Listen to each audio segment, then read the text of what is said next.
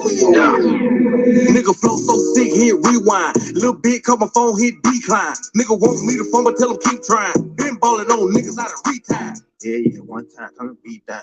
Let a nigga go crazy, see now. Fell off, got it back, had to retry. Bitch out when shit, had to remind. That's a good one. It's big dog, straight drop. Yeah. I'm white, mayo. Everything good as a 10 phone. Pour up some drink, roll up some ganja. I'm about to blow like a motherfucking roster. Big dog status, you know I ain't flogging. Go in the way that I want, I ain't bothered. Yellow bone women feeling like a mod. She wanna kick it, she my no karate. I just want head, I don't want nobody. Might take a nigga, bitch, that's a ride. That whole back stop, nigga. Ain't no motherfucking option, nigga. Oh, I got your little hoe up on my side like a motherfucking option, nigga. Big black nigga, my persona. Yes, I'm guilty of killing these niggas and fucking these bitches. Yes, I admit to the charges. ABR be the mafia. Tell them ain't nobody stopping us. A lot of sucker niggas wanna copy us. Still dripping on the floor, you can mop it. Let me pop my shit. Niggas be killing me. Gotta swap my shit. Niggas watch my shit. Since you niggas stealing, well, let me lock my shit. Let me stop my shit. Yeah, I'm from the bottom, but that don't stop not shit. Bitch, I'm an underdog. I mean, underhog. Still, nothing top my shit. Bitch, I'm the truth. And I showed you over and over again. This shit ain't no fluke. This is the proof. I set the bar in this bitch, and I'm gonna raise it like the roof. They counting me out. Yeah, they gotta be tripping or don't know shit about a bitch. Subtracting myself. Many things bullshitting. I move forward, that's condition. Since I do music, now I gotta move different. Be damn, I move without a tools and rappers is dangerous. And I just can't be caught slipping. Be damn, I let a nigga do me. I ain't no killer, but I ain't never scared to shoot it. Don't run up on me like a fool. If we got some beef, nigga shells come included. This won't be a type of food.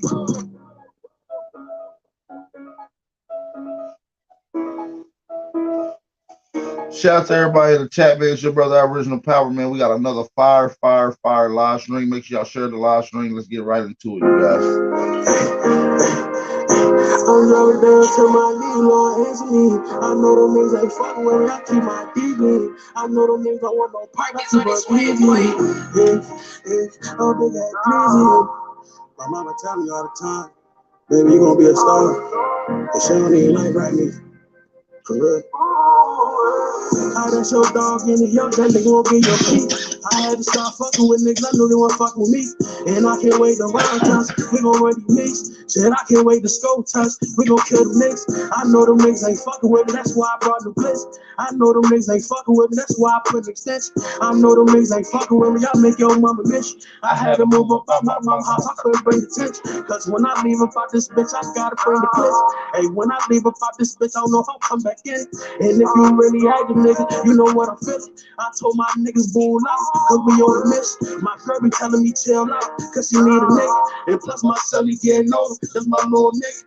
It ain't shit I wouldn't do for my fucking children. And making it back on and on, you know I ain't playing with you. I hear them niggas talking like I'll keep that playing with you. I heard some niggas wanna ride me down, play with a nigga. They know we keep those splits, burn, we let smoke on niggas. I'm tired of bitch ass niggas act like we don't know a nigga. I'm tired of bitch ass niggas act like we won't get with it. I feel like got a pin, I swear y'all be ignoring the niggas. I feel like got a pin, young nigga, I keep a Jordan with me. I feel like got a pin, these 3 3s, they ain't hit with me.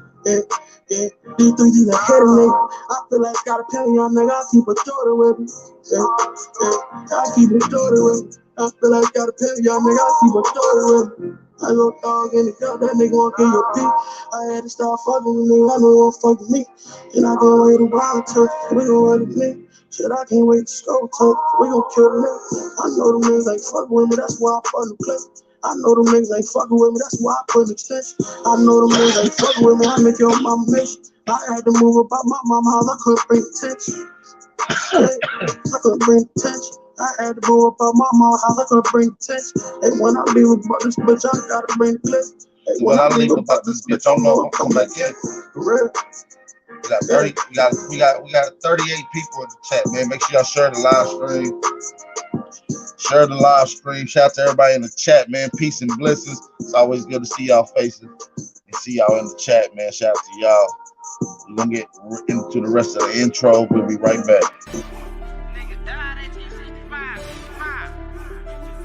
Yeah. Hey man, all I'm saying is, nigga, you always got something to say. It's like you don't shut up. A lot of niggas died 1865. Single Michael fled, how I ain't gon' let it ride. Everybody hollering black was never on your side. They do maps to tell your apps where you sleep at night. They put that white man on. Got you begging them for answers like that white man know. Had you swearing you was African, that's that white man home. Had you proud to be a savage, that's that white man's zone. And I ain't talking shit, this by definition. And being savage was our nature, y'all be non-existent. We done took your ass out when we was in them kitchens. Instead of showing you how to live and how to maintain business. White supremacy fake. Only way that shit real is if you do what they say. We the guards to the gate. So when they say they fear God, now you know what they made. See my life is been in motion. I'm a little windy. I'm not giving up yet. If you with me, time to place up your bet. Ain't no turning back, got niggas who ran. When we caught his ass, got caught in that jam. Yeah, you know who I am. Yeah, you know who I am. I can feel it coming. I can feel it coming. It's that feeling in your stomach, you can feel it coming. It's that feeling in your stomach, you can feel it coming. Yeah, you can feel it coming. Fake love, snake you in your face, love. That snake you in your face, love. I told my brothers we gon' make it, that's how God wrote it. And the snake gon' show his face, cause that's how God wrote it. Too much fake love, that snake you in your face, love. Your face, love. That snake you in your face, love. I told my brothers we gon' make it, that's how God wrote it. And the snake gon' show his face, cause that's how God wrote it. Too much fake love, that snake you.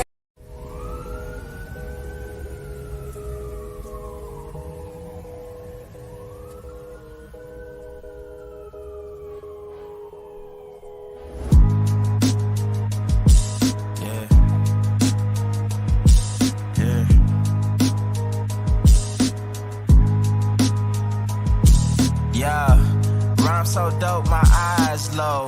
When you move like God, the time slow. I came back for the blacks and John Doe's. Crack open them land patents, let go of them townhomes. What's a native to a native? He $5 dough if he not melanated.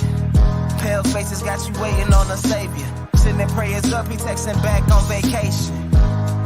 Yeah, God's children. Give all your praise to Jesus, but how God feeling? He say put no one before him in divine image. It's you with God of Christians. I got a vision, but niggas ain't gotta listen, so they don't. We came from the soil, wasn't fucking with no boats. Bible took our spirit, English potted on our homes. Tribal families turned on us, don't act like y'all don't know. Suave on the track. Whatever it takes. The hell way. Coco, this your season right now.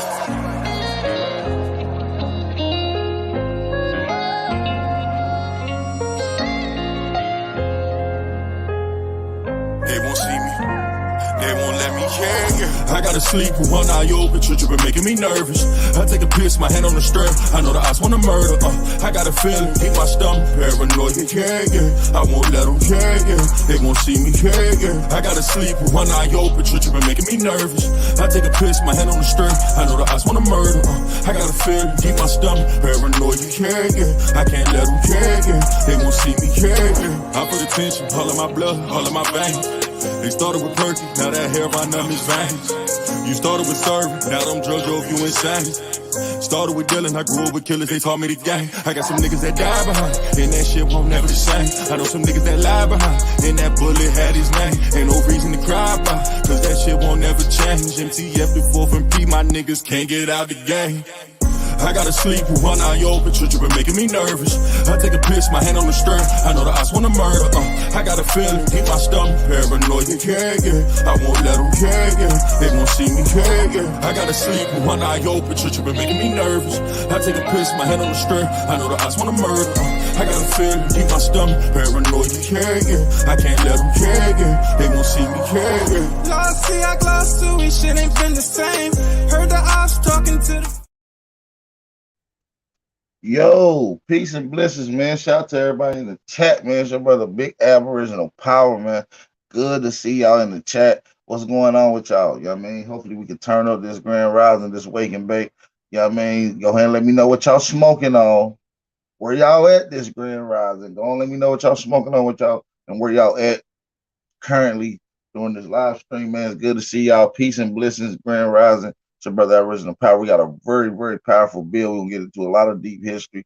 and perspective, getting to the information, dealing with black nobility, dealing with deep states, and the secrets of secret societies. So we can get into all that. You feel what I'm saying? So let me take the time out to shout out some of the brothers and sisters that took their time out to come rock with me this Grand Rock. Shout out to everybody that's tuning in that's not able to chat, but that is just viewing and listening. Shout out to you guys. And I'm gonna shout out to some of the brothers and sisters that's in the chat. Let's get it. Just Us, say smoking GG4, New York City. Shout out to Gerard White. Shout out to Sun Baby, say smoking Banana Runts. Shout out to my nigga Sun Baby. That shit sound good. Where the hell you at, nigga? Yamasi Ton, Gelato Cake, New York City. Aboriginal Think Tank, say he's smoking a Newport. Damn, my man's on the nudie. He's on the nudie. Shout out to my nigga, man. Hopefully you all well. Nigga be on the nudie early. Motherfucker might be stressed. Hope you good, G. Shout out to Enox in the goddamn building. Susan in the building.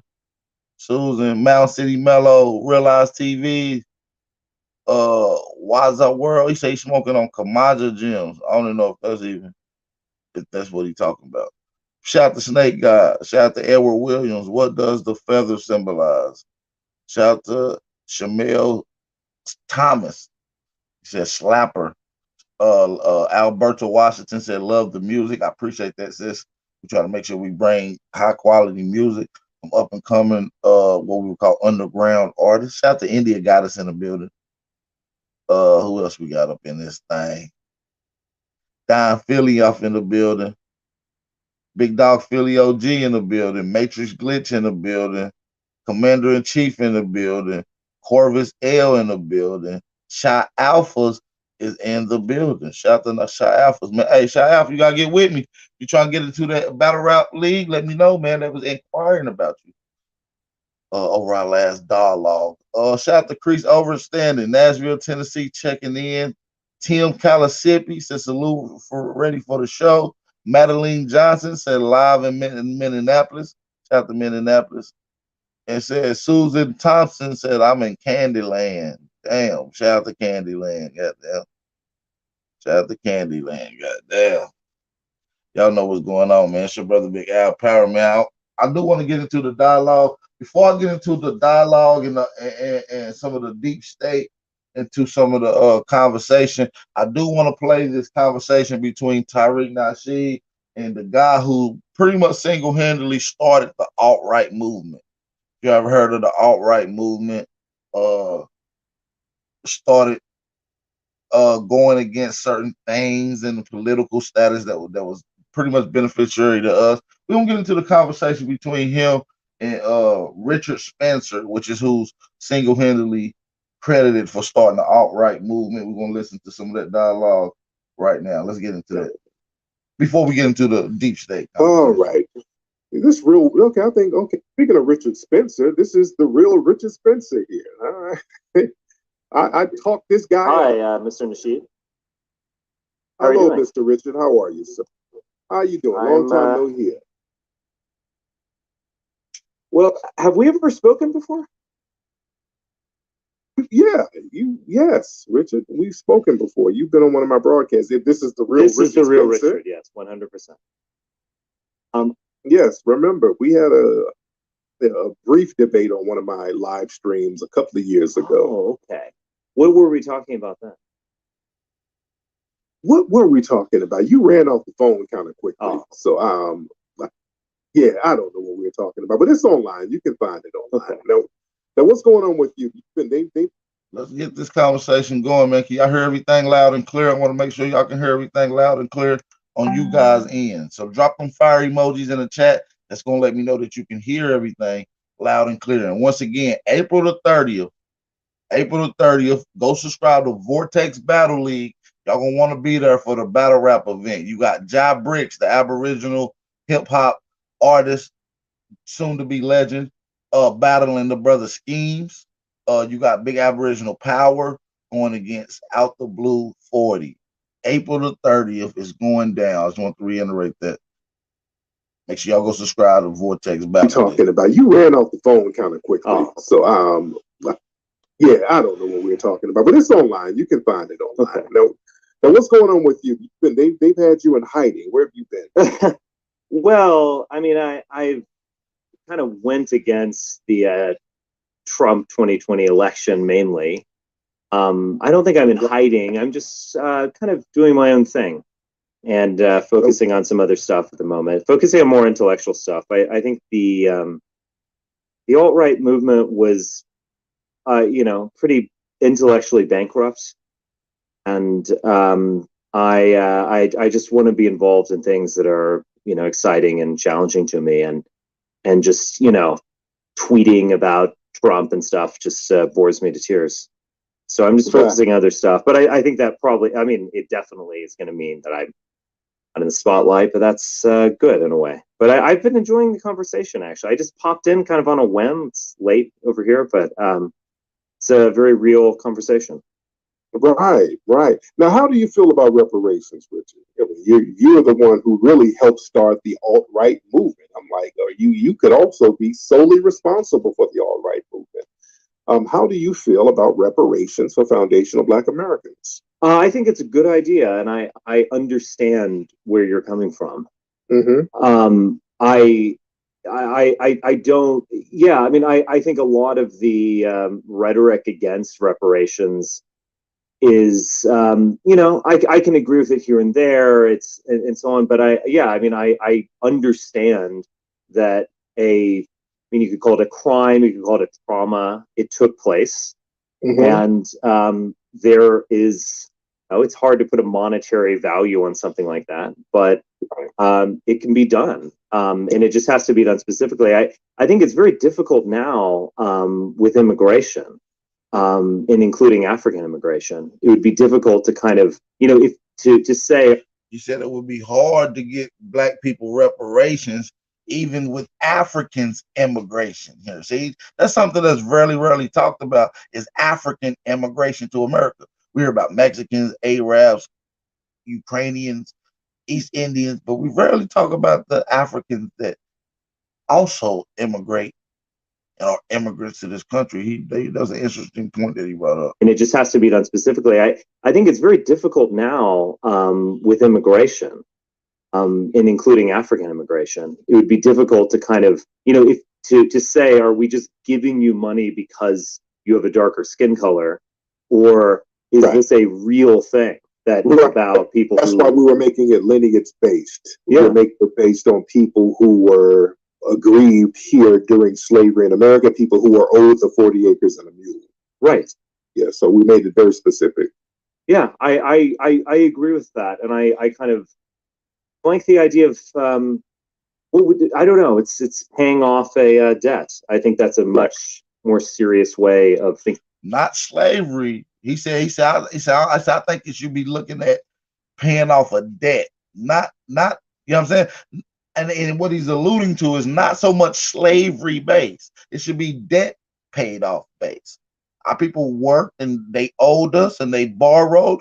It's a debt, and then now it adds interest over the course of years. So I believe that's an interesting viewpoint from Richard Spencer as well.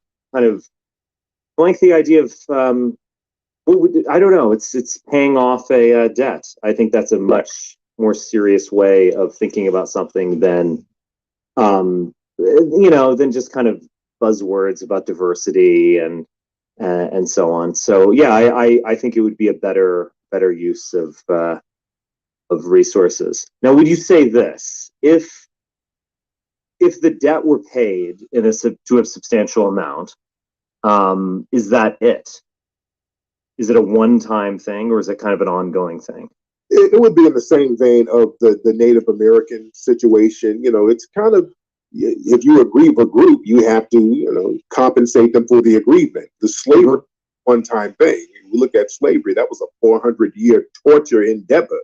Right. It wasn't a one-off. So there has to be a lot of repair there to make things equitable. We have to make things equitable. I know when I spoke with you, I know you said you like power, you believe in winning, and you can't live in a society where you feel like you're winning over another group in perpetuity, because you would have to pay for that militarily. You can't pay for military subjugation, because not only will that create hostility, the money is going to run out. And then what are you going to do? You're going to be back at square one. So it's just best to be equitable when dealing with people. Wouldn't that make sense, Richard? It makes sense. I mean, to put a little context around what I, said, I think I'm sure I said something like that. Right. I mean, one thing that I appreciate about you in this discussion is that it's serious advancement of your people. Right. And so, yeah, I mean, I think you understand where I'm coming from too when I say say something about winning. That's it's a kind of a Trumpian way of basically saying that. Right. So yeah, I mean, I get it. I think if I had suffered like you all had, I would have very similar feelings. Hey, this is a new thing I want y'all to start asking people.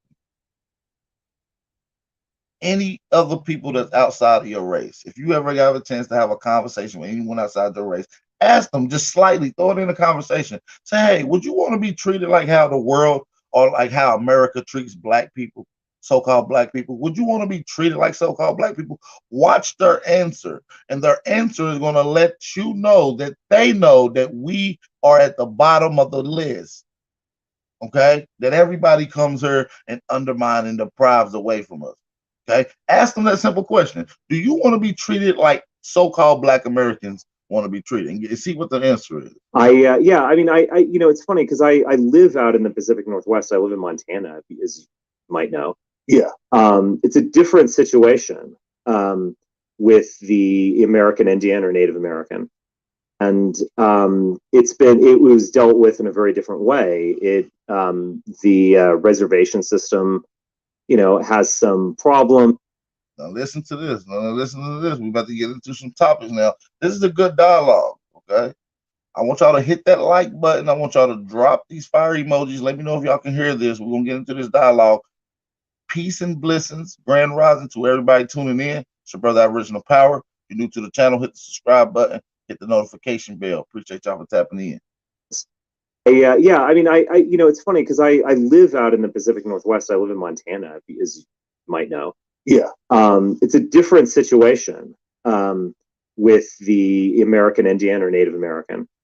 And it was dealt with in a very different way. The reservation system, has some problems, but it is a continuing thing. I mean, when I drive through a reservation, it's very apparent where I am. Yeah. Oh.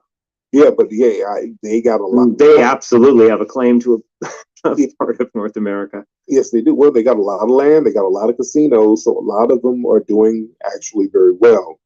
Now, as far as a lot of stuff that's going on with your movement and a lot of movements of people, I would say on the far right, but even on the left, as you know, as many stories have come out, the numbers in the dominant society and white society, those numbers are dwindling. And I know that's a real legitimate concern for a lot of people who are part of your movement.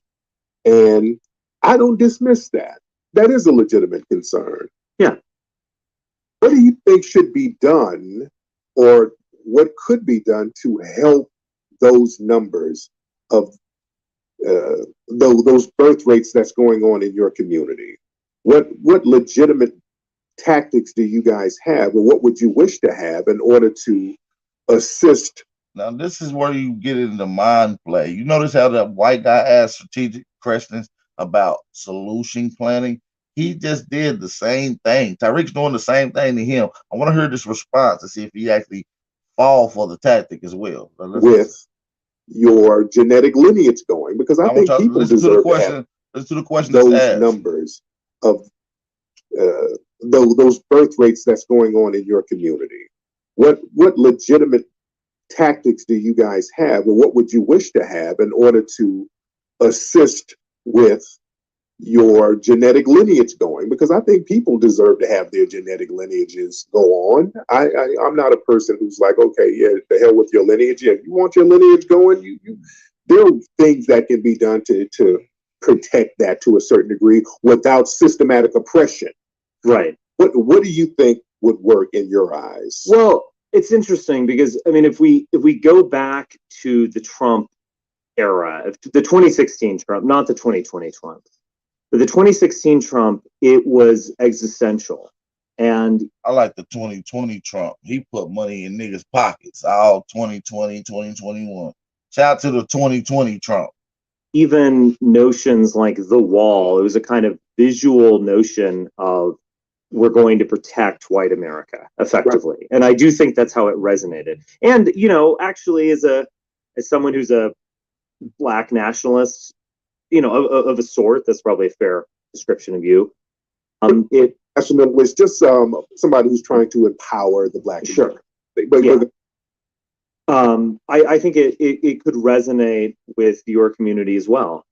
But you know, at the same time, even long before the Trump movement of 2016, I was now, mind you, this is Richard Spencer. This is a guy to be easily credited to creating what we call the alt-right movement. Okay, the alt-right movement is arguably credit to the guy that we listen to, Richard Spencer. So this is actually a good dialogue between someone who's considered himself a pro-Black, foundational Black American, which ultimately would be considered a so-called Black nationalist, having a conversation with a white nationalist, right? So this is a dope conversation, you guys. Saying an important fact that is really undisputed, that can't be disputed, and that is that white America is going to end regardless of a wall, regardless of a total immigration shutdown. I mean, the majority of births are to non-white mothers as of 2011. So we're well past that. And we even have this kind of, you know, terrible situation now of immigration is kind of petering out. You see the birth decline in places like Mexico. And then I can even take it to another level. I mean, I was looking at some stuff just this afternoon, pretty casually with a friend of mine who's visiting, and the birth rate among people with college degrees, people with graduate degrees, it's below replacement. It's significantly lower than people who have not completed high school. Yeah. And that's a real thing. I mean, you're the product of your mom and dad. Yeah. And you know, again, I don't have it out for those people in this at all, but you know, it's I want people who've gotten master's degrees and are doctors and lawyers and so on to be having children, and so it's a difficult situation, and it's even worse in a way due to kind of degenerative effects in terms of breeding. We want to use that word now. I mean, we're breeding for heart disease effectively. We're promoting congenital diseases through fertility. And yeah, that, as my friend added, it's true across all racial groups. So I think we're in a really serious situation. And we got to be able to really learn how to listen to other opposite sides of the conversation, opposite point of views. And often you will find agreement points.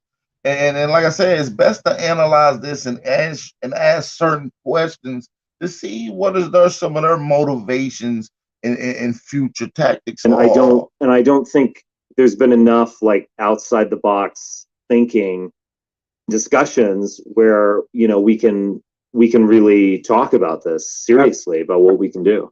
Right.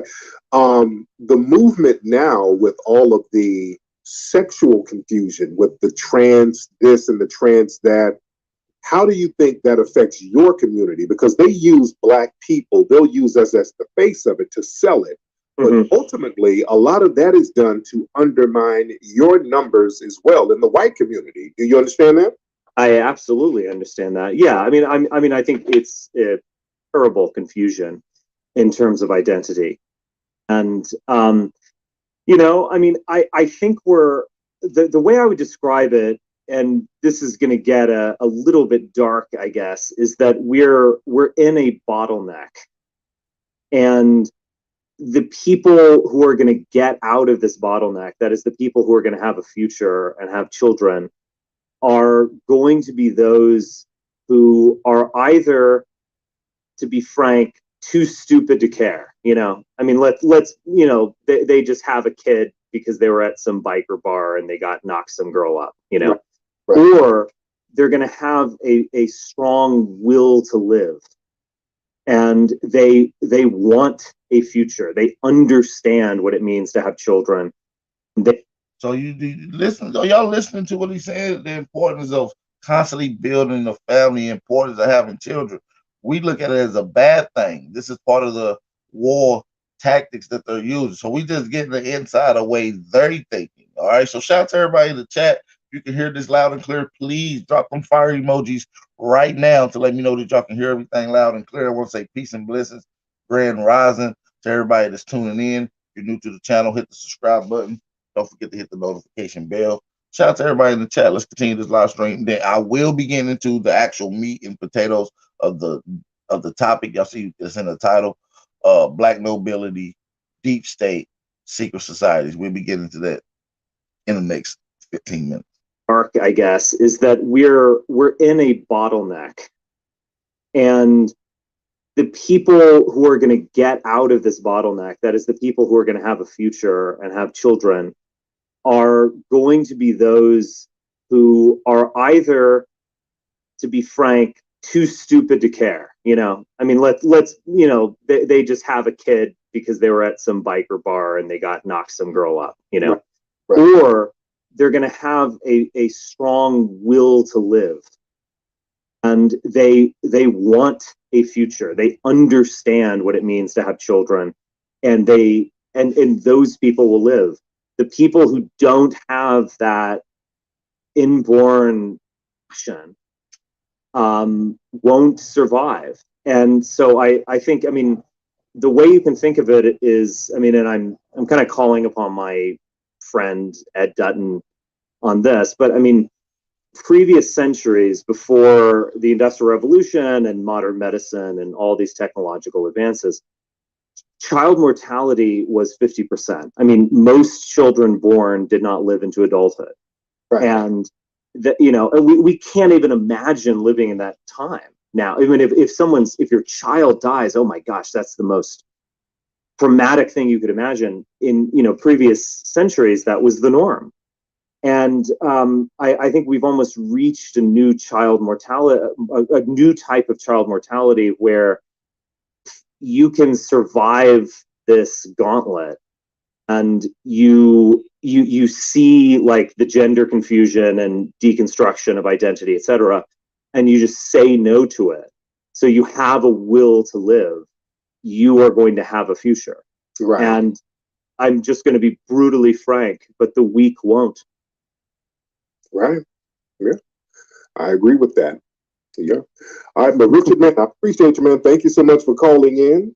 Yeah. Good conversation. Yes, indeed, man. All right, so that's pretty much it on that conversation, man. So hopefully y'all be able to take a lot from that and be able to understand what a lot of these foreigners think of us, man, and how they look at us and view and how what their future plans and tactics is. That was some good questioning on Tyreek's behalf. Shout out to Tyreek for that. Shout out to the other guy for being as genuine and being as real as obviously as what we can see. So now we're gonna get into the meat and topics of the conversation. Now, a lot of this shit goes back to this slavery. There was black people here before slavery. Who was these royal black families? And these are the things I want to kind of get into. That particular dialogue, if you will, which I think is going to be a dope dialogue. You see what I'm saying? So shout out to everybody in the chat. Let's get the conversation going. Let's get the conversation going, you guys. Now this is going to be a part 2, maybe even a part 3 to this particular dialogue. Is actually pretty lengthy. So let's get right into that. Here in our midst, just the wheat and the chaff story.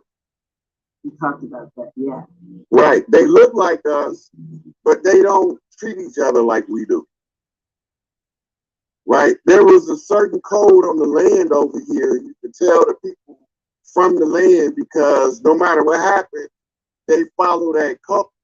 Let me run it back a little bit. I think I started at the wrong spot, which I did. Let me get it together, you guys. Let me get it together. All right, let's get it. Please be short tongue. All right, let's get it in. George Washington was my complexion. Probably a little. What contract are we talking about? The contract, we know it today, is the Constitution. The Constitution is a blood oath agreement of Scottish Rite Freemasons under Albert Pike,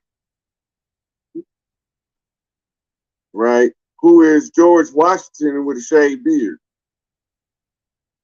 So you're trying to say they pulled the okie doke on us? Yeah, George Washington was my complexion. Probably a little lighter if he was lighter. He was originally from Barbados, and his last name wasn't Washington, it was Washita.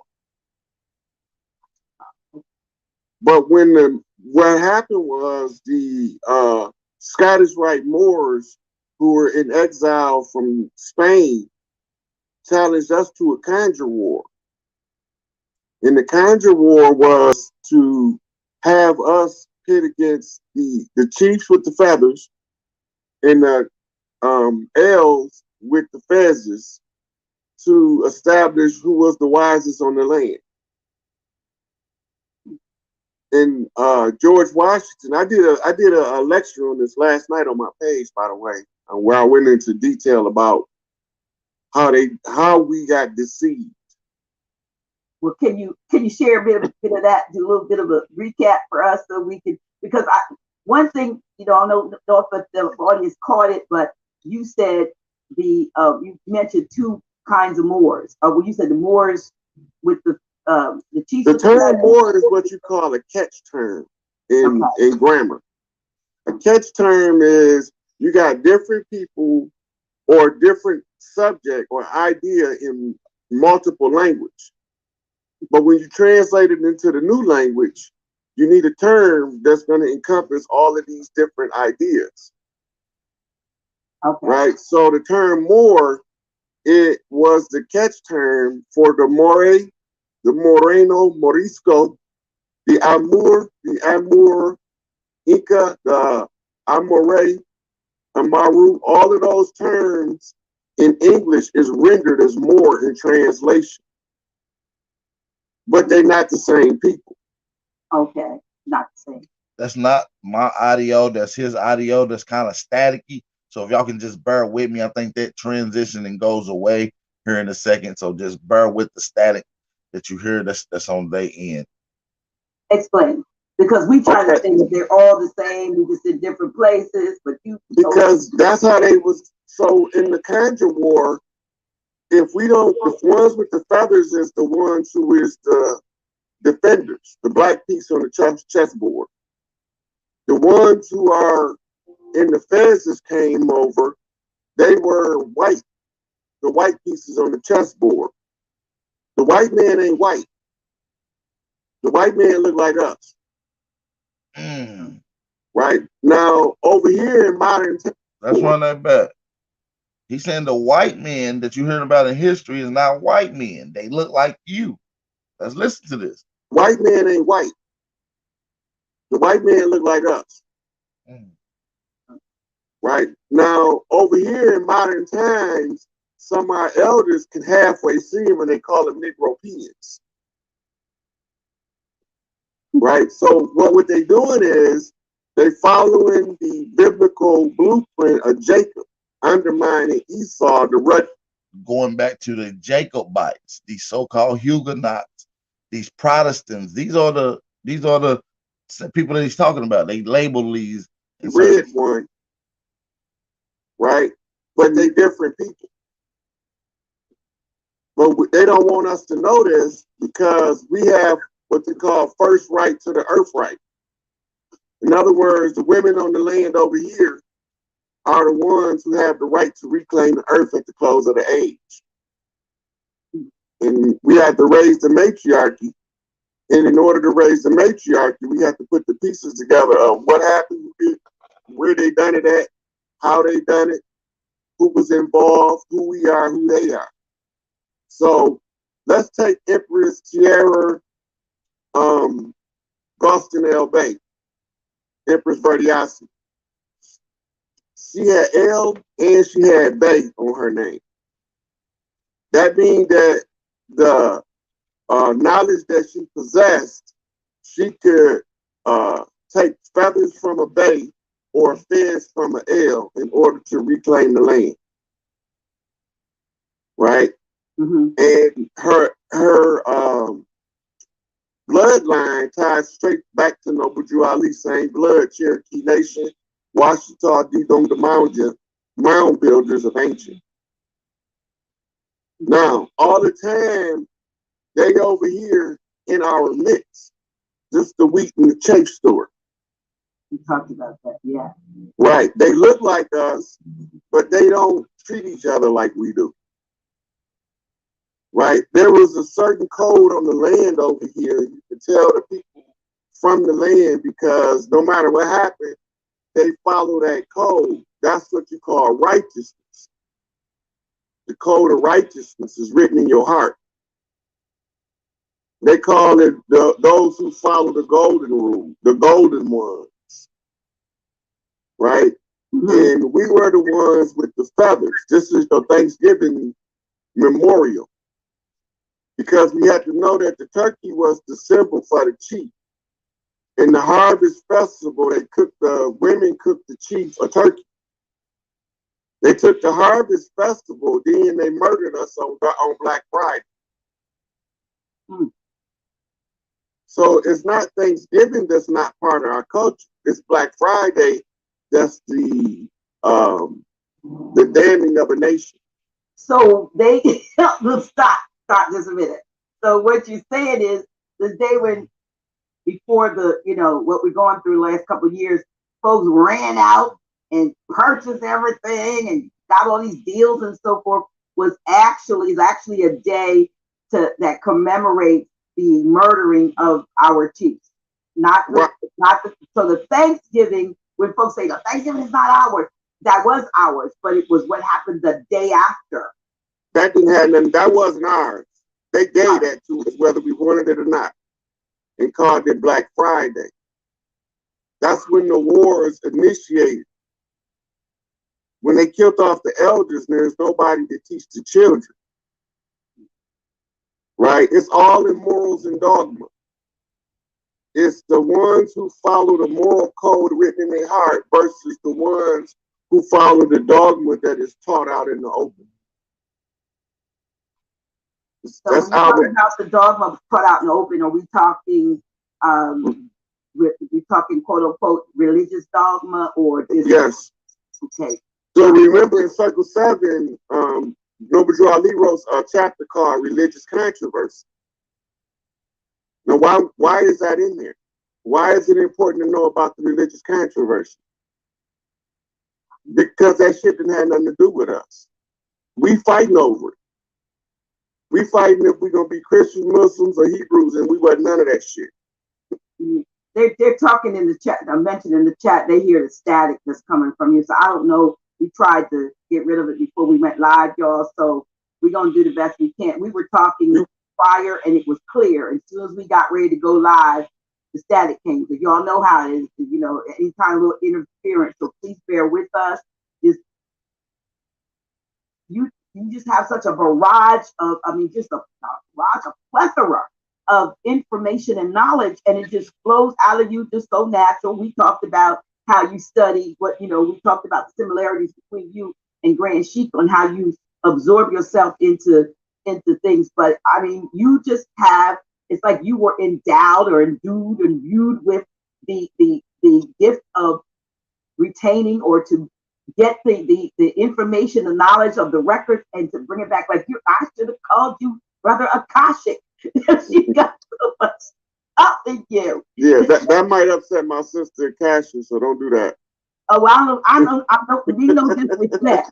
No disrespect, but I just know that when you and I have spoken, it has been just, I just get filled up with the knowledge that comes out. But let's go back. You're back on. So let's get back where we were. We were talking about what were we talking about? My goodness, I'm gonna, where you were. I want you to get back on that because we're, the different Moors. When you talked about the white man isn't the white that we know that they're not white, but you're saying that there were white so-called white men, but they look like us, but they were not us. Am I correct? Right. There you go. So they were called conquistadors. Okay. We know them in the history books as blackamoors. Okay. Right. And this is the reason why they was kicking our ass for so long. They used pale faces to block the institution so that we didn't know what was being done to us. They was doing everything in secret. That goes against the rules of the land over here. Okay. Right? So because they was doing it in secret and we couldn't get in the lodges, we invited half of Europe to come over here to flood the lodges with the same motherfuckers that kicked them out over there. Wow. Because they had the pale face, they could get in. Once they got in, then they can give us, we call it flip out. They can flip out the secrets into the public domain. Now, who is us? Because who? Now, are we talking about the Moors that were not us, or us, the ones of the land, the people of the land? We wasn't called Moors. Okay. Right? We was already here. All right. Right? So we over here refer to them as black devils. Mm. Right? Because they are sworn enemy. We didn't swear to be their enemy because we was kind-hearted, loving people who accepted everybody with open arms. They hugged us and then stabbed us in the back. Right? And amongst us now, aren't they? Yes. Right? Some of them is some of your favorite activists that's been trying to get us to take up arms against pale people, but never letting us know that the people behind it, their skin ain't pale. They come out of the Scottish Rite Lodge, but we got blindsided by the group of Scottish Rite Freemasons that came in under Albert Pike. So was Albert Pike set in by the blackamoors to? So he was what you call a double agent and a turncoat. So they knew that our people with the feathers and the people with the feathers was going to have amnesia during the 200-year duration of the contract because of the blood oath. We didn't make the blood oath. We didn't volunteer our people for the blood oath. They done it on their own. They murdered Crispus Attucks and wrote the Constitution in his blood because they know no blood of the righteous shall be spilt in vain. The contract had to be fulfilled. It expired July the 4th, 2019. And the ones who was to alert us was what we call Republicans, the Elephant Lodge. The Elephants was the one who was loyal to Big Mama. Who was Big Mama? In ancient Egypt, we called her Tawaret. Big Mama is source creator, the dark mother, represented as the darkness of space, or what they call the primordial noon. Right? So when they came over here, we didn't know what was going on because we didn't have anything to do with none of the deals being made. And if you want to know more about that, you have to read David Walker's appeal when he was talking to the other chiefs on the land about these people that's in so-called bondage. They look like us, but the other elders was telling him, them people not us. Stay out of it, don't got nothing to do with us. And he couldn't understand why we don't get in it. Over time, the amnesia allowed us to be deceived. Once we was deceived, they told us we was the same people when we came on ships from Africa. When you go back and look at the history book, when the Moors got kicked out of Spain, they went to something called the Maghreb. The Maghreb was northwestern Africa. And that's why in the dogma, they tell us that this is northwestern Africa because they're trying to identify with the land so that they can claim our birthright. So when you say they say this, meaning what they call a maxim or. All right, let me say shout out to Chief Jonesy in the chat, man. Cause Chief Jonesy definitely turned me on to Rob Hayes. Shout out to Chief Jonesy for that. Shout out to that. That was a good one. America is also Northwest Africa, but it ain't. What you say it's not. So it has nothing to do with the super devere that happened, or with the split and all that stuff. That the no shift and none of that. That's the dogma. Really, the dogma is designed to make us believe that we the same people, and to follow the feds to our own destruction. Hey, K Bezel, you said Rob Hayes popped on BAP's panel before briefly. I don't remember that, G. You want to point that out to me. I don't remember that. And to do away with the feathers for good. So the fez that most Moors wear is the symbol of the Black Moors. If that am I correct? I'm trying to follow this, and not you might get some feedback, pushback, because everybody's wearing their fez, and But this is the problem. This is the problem now. Just like they was trying to make us forget who we was, we had to send chiefs in to take the fezzes from them. This is the chess game. So I can't tell the good Moor to take his fez off. He won that position by confronting the enemy directly. Okay. So he have to wear the fez, even though I can look in his face and know he's Choctaw, Chickasaw, Cherokee, Blackfoot, Crow. I know what he is, but I still gotta honor him wearing the fez, because in order for him to get his rank, he have to dethrone one of the fez wearers. And the only way to dethrone him is by superior knowledge and wisdom. And the only way that's proven is by direct confrontation with him. And did we? Did we? Yeah. We won. Our people just don't know we won yet. Wow. So we won. People don't know it. It almost sounds like Juneteenth. Like you're so-called, you've been emancipated, but you don't know it, so you still. And I know that's probably a fictitious thing too. But the Emancipation Proclamation that's when they took the private property servitude or slaves or indentures and put them in what they call the public domain and made them wards of the collective state. So it's just a Lincoln wasn't doing anything for the so-called melanated slaves. It was an administrative move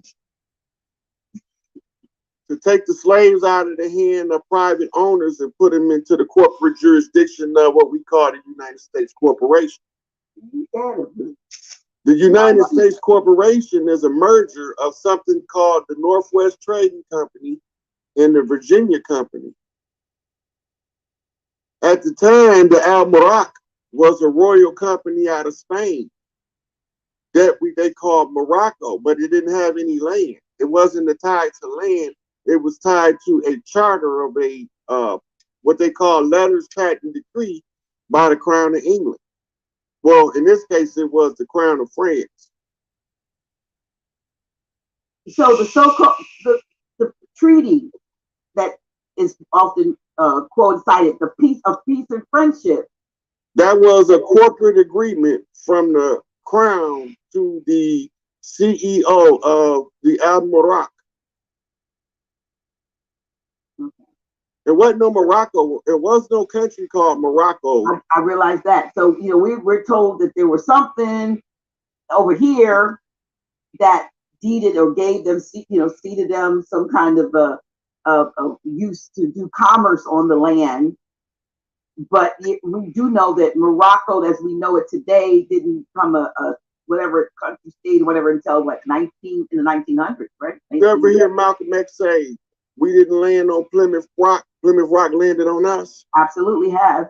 Do you remember hearing about a ship that came from Europe called the Plymouth? That I got not. Okay, look it up. It's a ship. Well, the ship ran into a sandbar in the bay near DC. DC 10 square miles is what you call ground zero of the crash site. So this is what you call a collateral attack in law.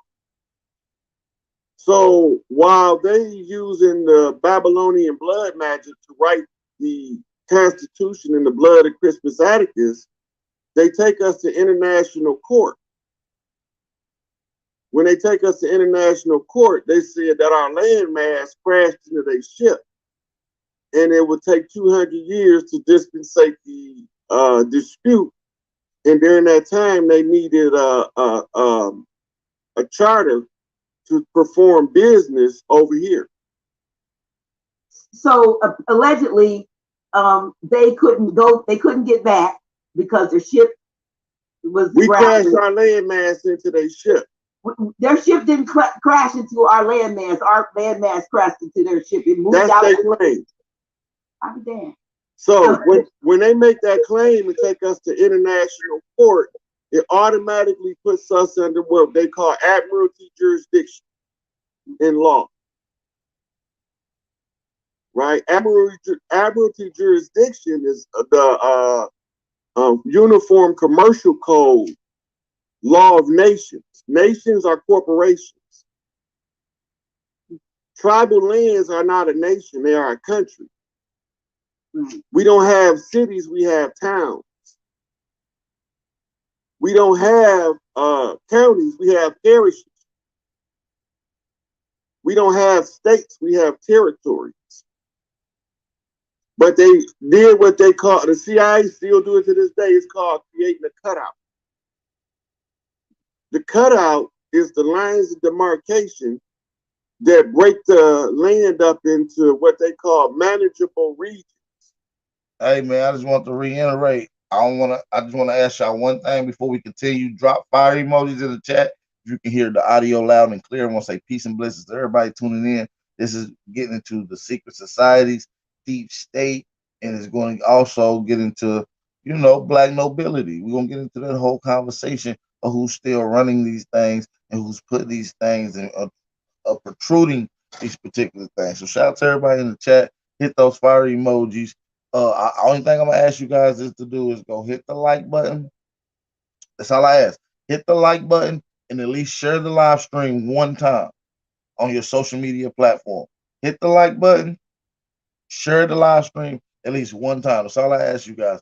Appreciate y'all for tapping in. Support the channel by sharing the live stream. Appreciate that. In each manageable region is assigned a corporate charter. We call it the charter of the state. Right? Now, they overlaid their corporate jurisdiction on top of us without never telling us what they was doing. That's why I know what Drew Ali said, you have to learn how to run a government. Because if you don't know how to run a government, you'll never know what they done. Right?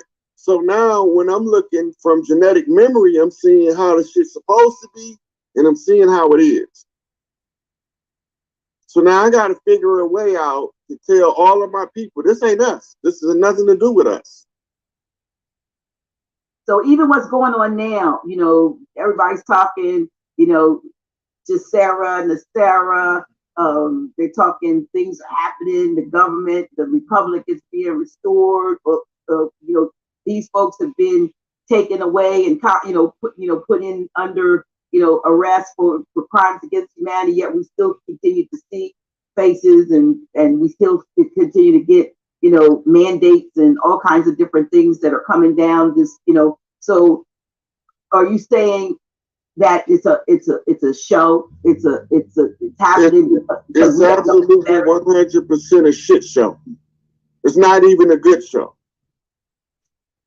But I've been eating my popcorn watching it play out, because what they doing is the more of us that become aware, the more they losing their narrative in a CIA, KGB MI5 controlled media conglomerates across the world. Mm-hmm. See, that's their last stronghold is media.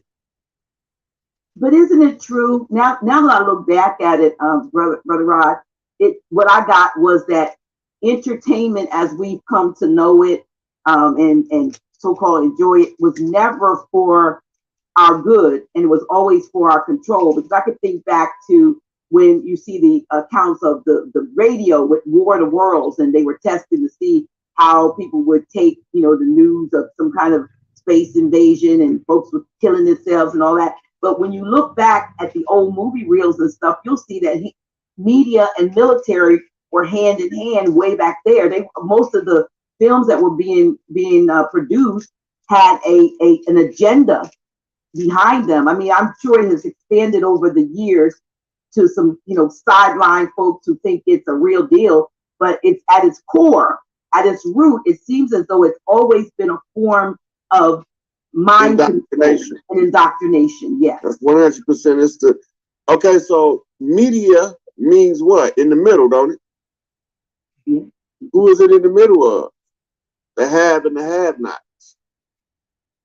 Who owns it? The haves. And who are they trying to push their agenda on? The have-nots. Mm-hmm. Right? So while they trying to push their agenda on us, they're using their agenda to keep us deluded into believing the narrative that they painted that we came on slave ships. Mm-hmm. Then you got this whole, what is it? What is the agenda? The Pan-African agenda. I remember talking to someone from Africa a few years ago who actually said that that you all came from here wasn't true. But I said, you know what? But it's good for the economy, right? And he said, absolutely. So you got so many people that have been going, to Ghana and going to, Nigeria and different places like that. And they said, oh, they welcomed us. They're washing clothes and hanging them up and said, we've been washing your clothes for you, waiting for you to come back. I said, my goodness, it's a marketing campaign to get us to fall for or believe that that's where we came from. That's why they had the Liberian movement, the Back to Africa movement. Right. So we didn't come from there to here, but they took some of us or sent some of us from here to there.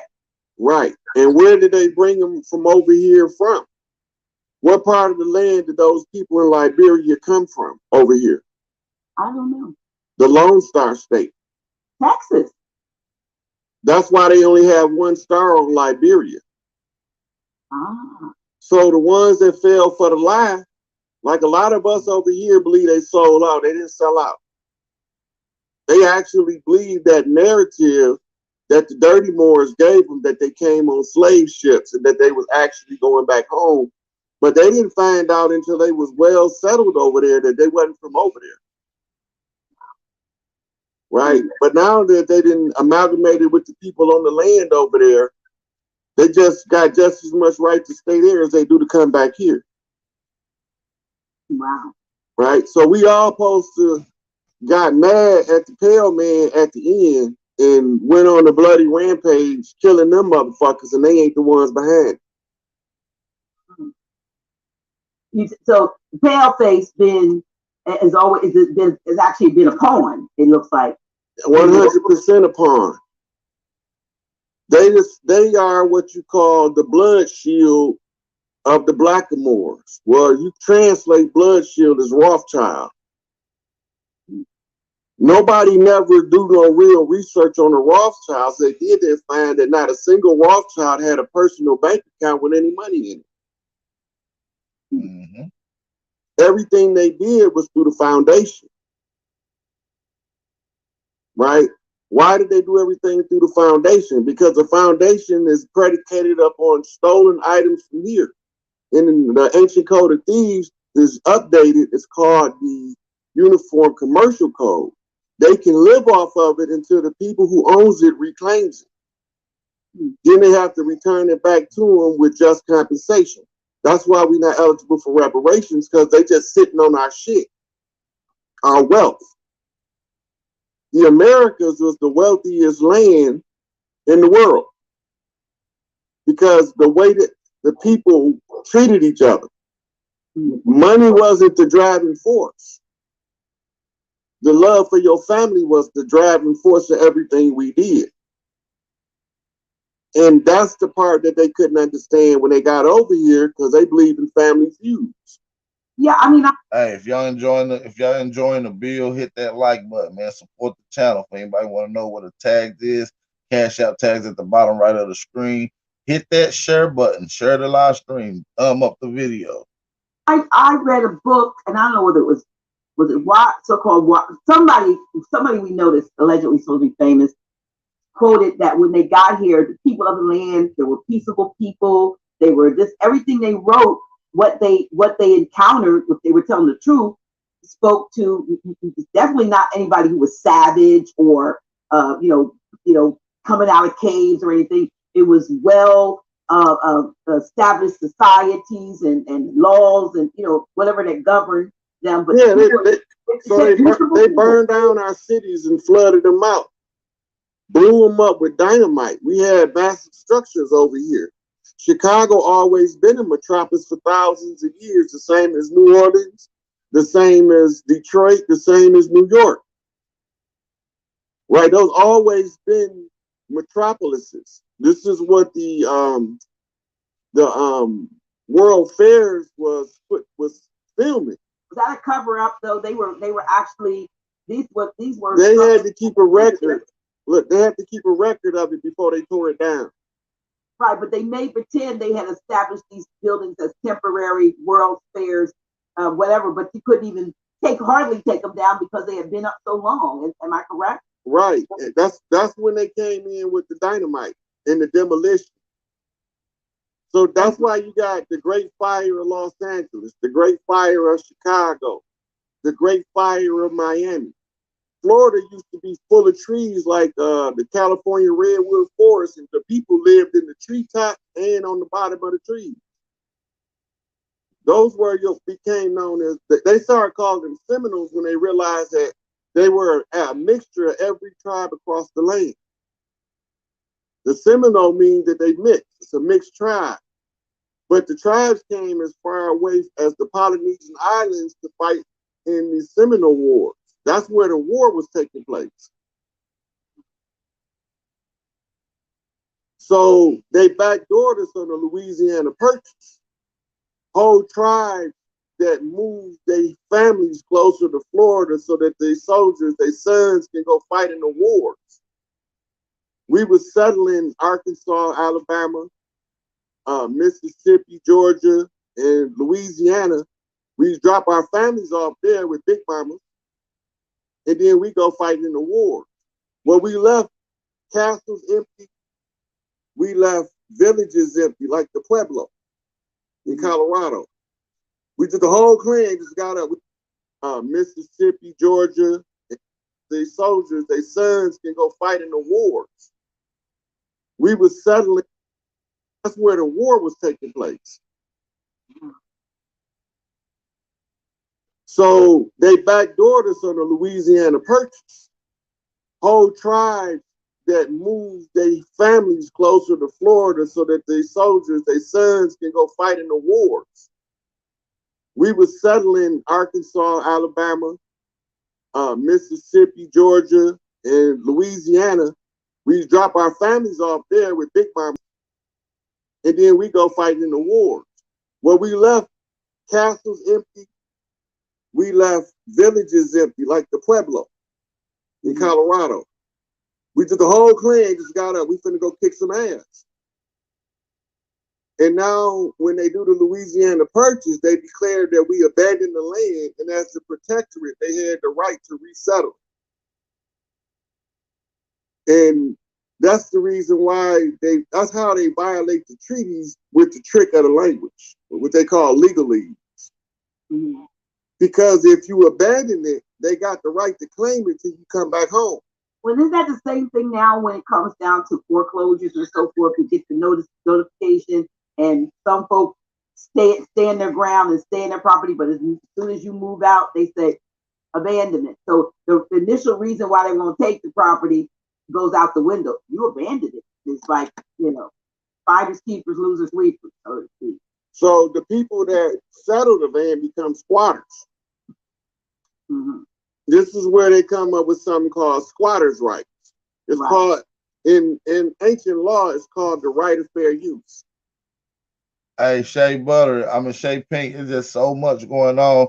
This is really not really for like the newbies to this information or whatnot. This is kind of like, this for, people that's already understanding what's going on. So it's just a lot to break down, honestly.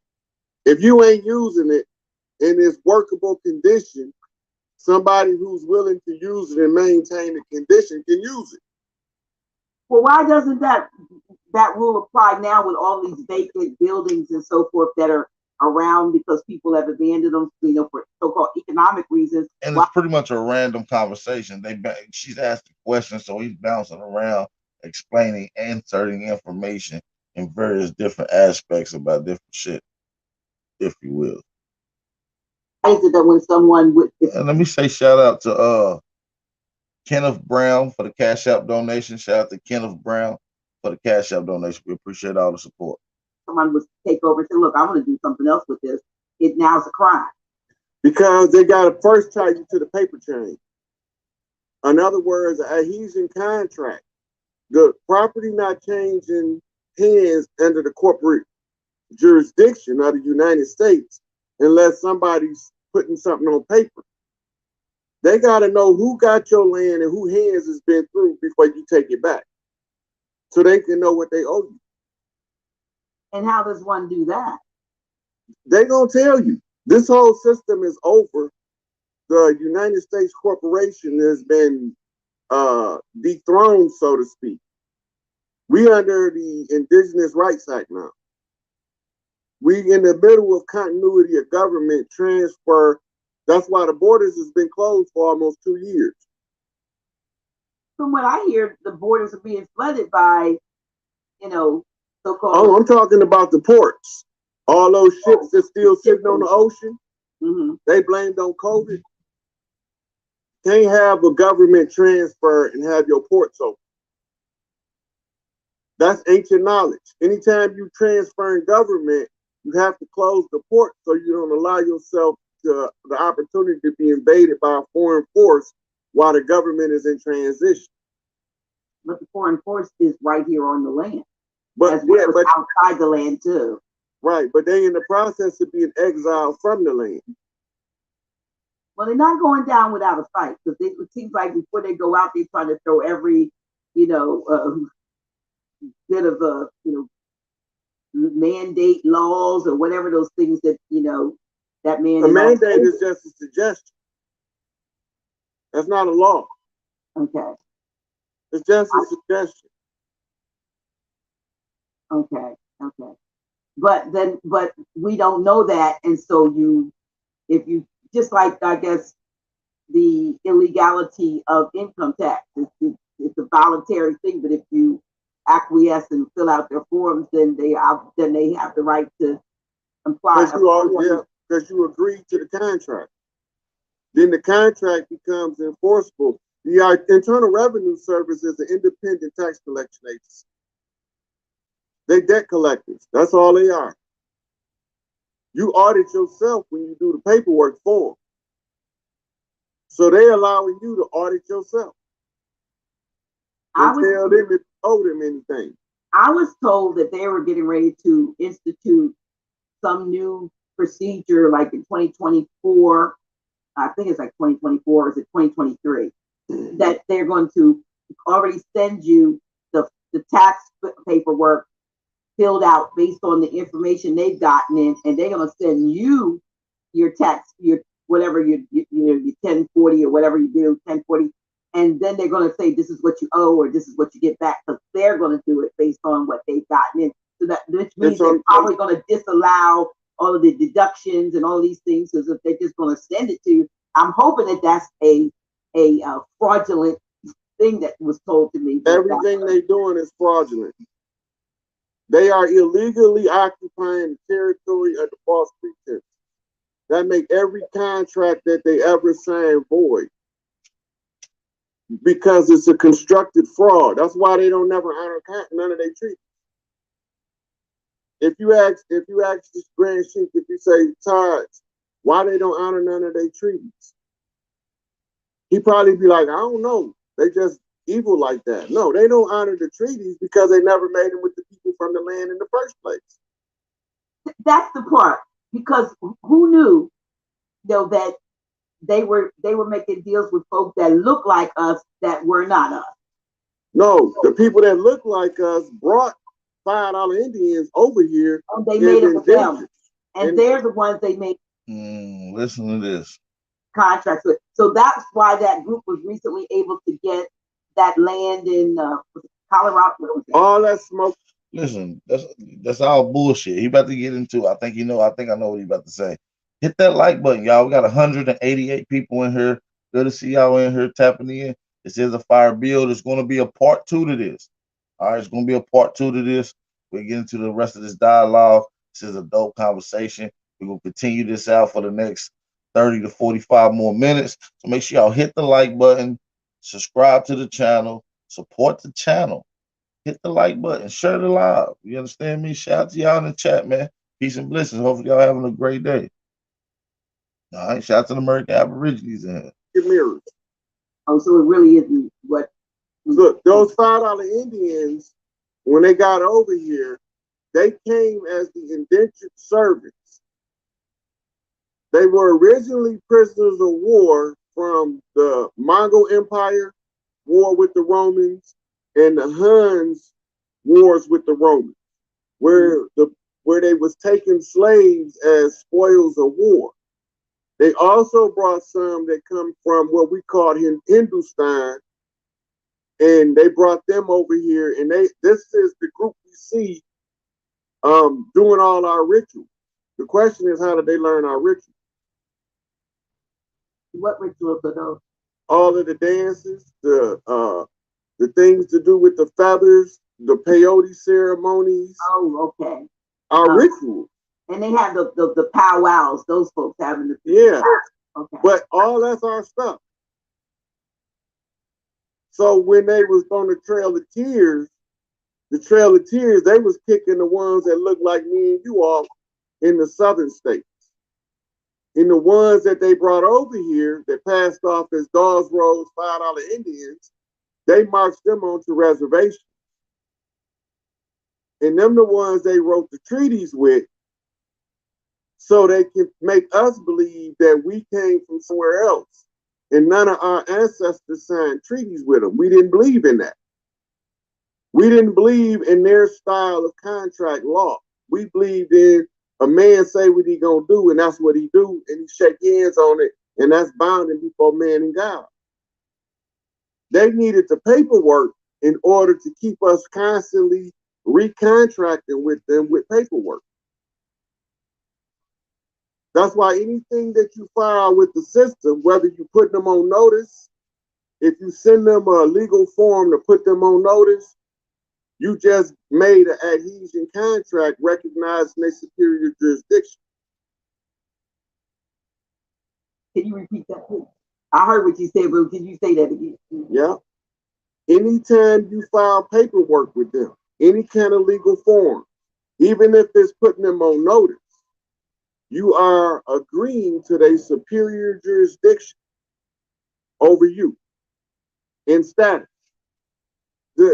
Nobody that is organic to the land, right, need to file any paperwork with anybody on the land because they from here. You organic to the land. You before a Native American. You before an Indian. You before all that shit. You before the Moors. But they don't want you to know it. So they scrambled this egg up in legalese. It's all tied up in the legalese, in the application of the law. And it's what Ty's been talking for the longest. If you don't understand these legal terms, you're wasting your time. How many times you heard him say that? Right. Yeah. I mean, I know that folks are trying to do things to at least make the declaration. But what you're saying is you don't have a problem with the proclamation of one. You're supposed to do it on our culture. It's done orally, and it's done in the public domain in an archivable format. Years ago, before the invaders came, when we had a public declaration to make, we used to have somebody called the city or the town clerk read it in the town square. Yeah, they would have, but they did. Yeah. Because that's who you went to. That's what their job was, is to put in the public domain your declaration. That's why they used to read off childbirth. Such and such and such and such. Chief Littlehorn was born to so and such and such on this day and at this time. Right? Mm-hmm. And that's let everybody know of the new births that's taking place in the community. And it's keeping the community tight knit. This is all under the matriarchy.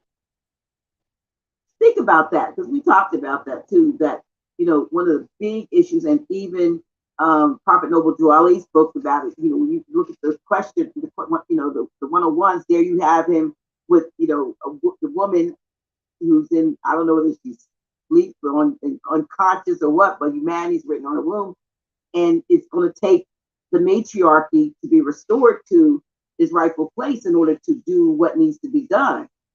But we see all these things rising up. They're very patriarchal, even from our so-called people. Yeah. Speak on that, please. So the whole purpose of the patriarchy was to restrict our family ties and to minimize the bloodline. They was trying to kill us off. You gotta remember that. If you ever let it out, when you're doing the research, if you ever let it out your mind today, all this mean that all of these things go with them killing us off on the land. Right? So they couldn't understand why the harder they press us, the faster we proliferate. Right? And if they try to take their foot off our neck, the faster we rise up in all fields of science, government, economics, entertainment, everything else. If they take their foot off our neck, we start rising in those aspects. So now they didn't know what to do. They can't keep us down because we propagate. When you oppress us, we start having babies like rabbits. But when you take the oppression off us and start taking your foot off our neck, then we start having the smaller families, 1 and 2 kids, because we're so busy excelling in whatever part of your society you say we can't conquer. Mm-hmm. Just to show you we can conquer. And then the latest agenda is that, you know, that trans, you know, that. Right, that's to underline the males. The masculine does not fit the rule if he's been anally penetrated. So a lot of their rituals in the music industry and the entertainment industry includes that happening. Yeah, they sodomize them so that they not fit the rule. That way, if they ever get the following 2 rules, they're going to end up having a heart attack or a stroke from the spirit side because they root chakra has been shattered. It's called a shattered oracle ritual that they doing. It's a sex ritual, and it's out of the Babylonian sex magic. Wow. Everything they doing in this government is designed to make me and you think we came over on a ship. That's it. Ain't no further addition or subtraction, and that's the bottom line. As long as we think we came on ships and we not from over here, we will never reclaim what's rightfully ours. But let me back up a little bit. Yes, we didn't come over on ships, but people that look like us are everywhere. Globally. On the planet. I know when I used to read the Bible, I used to think in terms of like where, because you know I didn't know anything about being a Moor, but where did people like me or United States at the time, where did we figure in into this Bible story and into this we don't. Yeah, well that's what I mean, these prophecies and so forth. And so now that I know what I know, I'm thinking that while some things were going on or some things were being created as if they had going on, there were people who lived in other parts, hence where we are now, who are here, had been here, and that the narrative was created, that the biblical narrative and even the so-called like maybe Jewish and Islamic, some of those were created. I call them like sort of 3 levels of like catch-all. Like if we can't get you in this one, you get you in that one. If we don't get you in this one, because we created them all from the same pot or the same. Well, you know, Christianity was created before Judaism. Okay, but it was written. They wrote it as if in the book, as if it because they wrote Judaism to give Christianity a backstory. Okay, well, we would say when I was in Bible college, they would say the Old Testament is the New Testament concealed, and the New Testament is the Old Testament revealed, or something like that. That's what they would say. That you know, and then there was this period in between. They called 400 silent years when they said God didn't speak. But what I've surmised since then is that those were years when the I don't know what family it was, the Piso family and so forth, and their generations were actually crafting the narrative and making these, you know, trying to make these books. The Roman Piso family. Look that up. Look up the Roman Piso family, you guys. So to coincide and balance. You ever heard of a Maccabees Bible? I've heard of Maccabees, yes. Okay, that's the Catholic Bible. It's 14 books between Malachi and Matthew. The Apocryphal. Right. That's what they call them. Now, Apocryphal means hidden. Right. When Martin Luther rebelled, in order for them to paint the narrative they want to, that there was 400 years between Malachi and Matthew, they had to take out those other books. Right? When you look, it's 14 of them. But when they was putting the original manuscript together, they was doing that in Nicaea. Okay, in 325 AD. Right, under Constantine. Right. Right. While they was putting that together, they had grabbed what we call priests from varying different backgrounds to consolidate the text and form what they call the Bible. Mm-hmm. Right. The Bible now has 66 books, but under the Catholics, it has 80. Right. So that's showing you right there that even the Christians don't agree with Christianity. But they want us to fall for it hook, line, and sinker. Absolutely. They mistranslate words and terms on purpose to confuse the reader into following the narrative that they paint. This is the dogma aspect of the morals and dogma. Right? So they first created Christianity for Rome to conquer the world. But when there were certain groups of people that didn't accept Christianity, they infiltrated their culture and attached it to the church. Example, the Quran of the Muslims, the Al-Quran, is got chapters to Mary, chapters to Isa, right? Right. It was written by Muhammad, supposed to have been an Arab prophet. And his counselors were all Catholic priests. Khadijah, his first wife, was a high-ranking Catholic nun. So his influence for Islam, it even telling in the Quran, it says, if you have any doubt, O Muhammad, in what we speak, consult the scholars from the scriptures of old. Talking about the Bible. In other words, go ask your uncle Waraka, who wear this motherfucking father tie, if we telling you the story the way you want it told. But what they don't tell us is the whole narrative came out of a story that took place in Greece. Right? Where the 3 elders went to the servant, the faithful servant, in the garden or in the swinging gardens to give part for him the knowledge. It's the same story. It's the same story as the 3 wise men. It's the 3 kings conjured. Because before you raise the patriarchy, you got to have the 3 kings as the openers of the way. king of the three kings. From my conversations with you, I may be wrong in my what I've surmised, but that the three kings are a group, are I want to say from spiritual, if you will. They come in different dispensations. Yeah.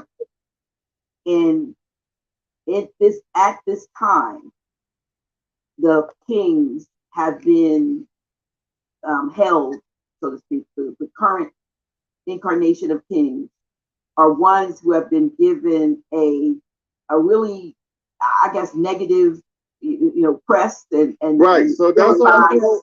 Remember COINTELPRO. Mm-hmm. Stop the rise of any potential messiah who could incite the masses.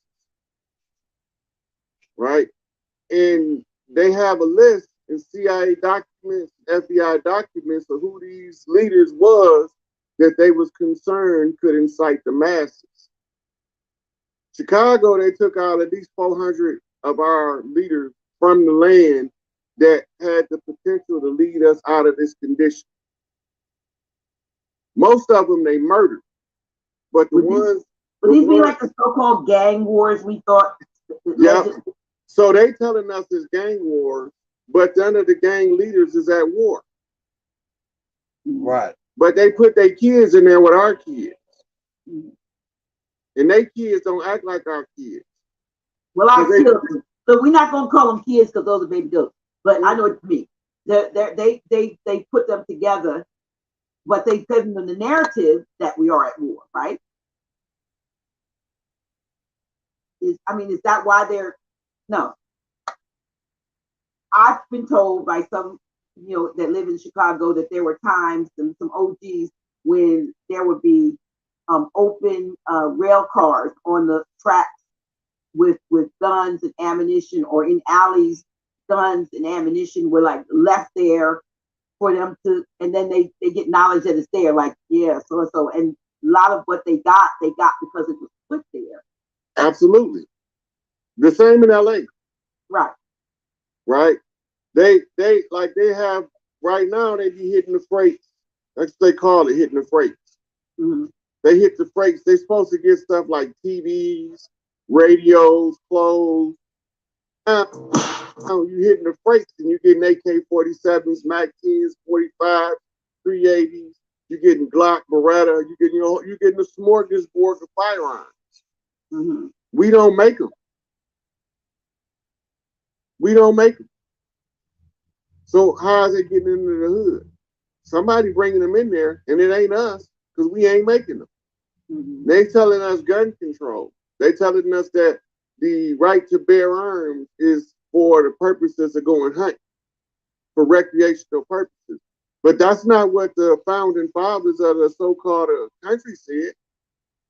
They said that the right to bear arms was so that anytime this government goes astray from the principles of Constitution, that the citizen have a right to take up arms and replace the government.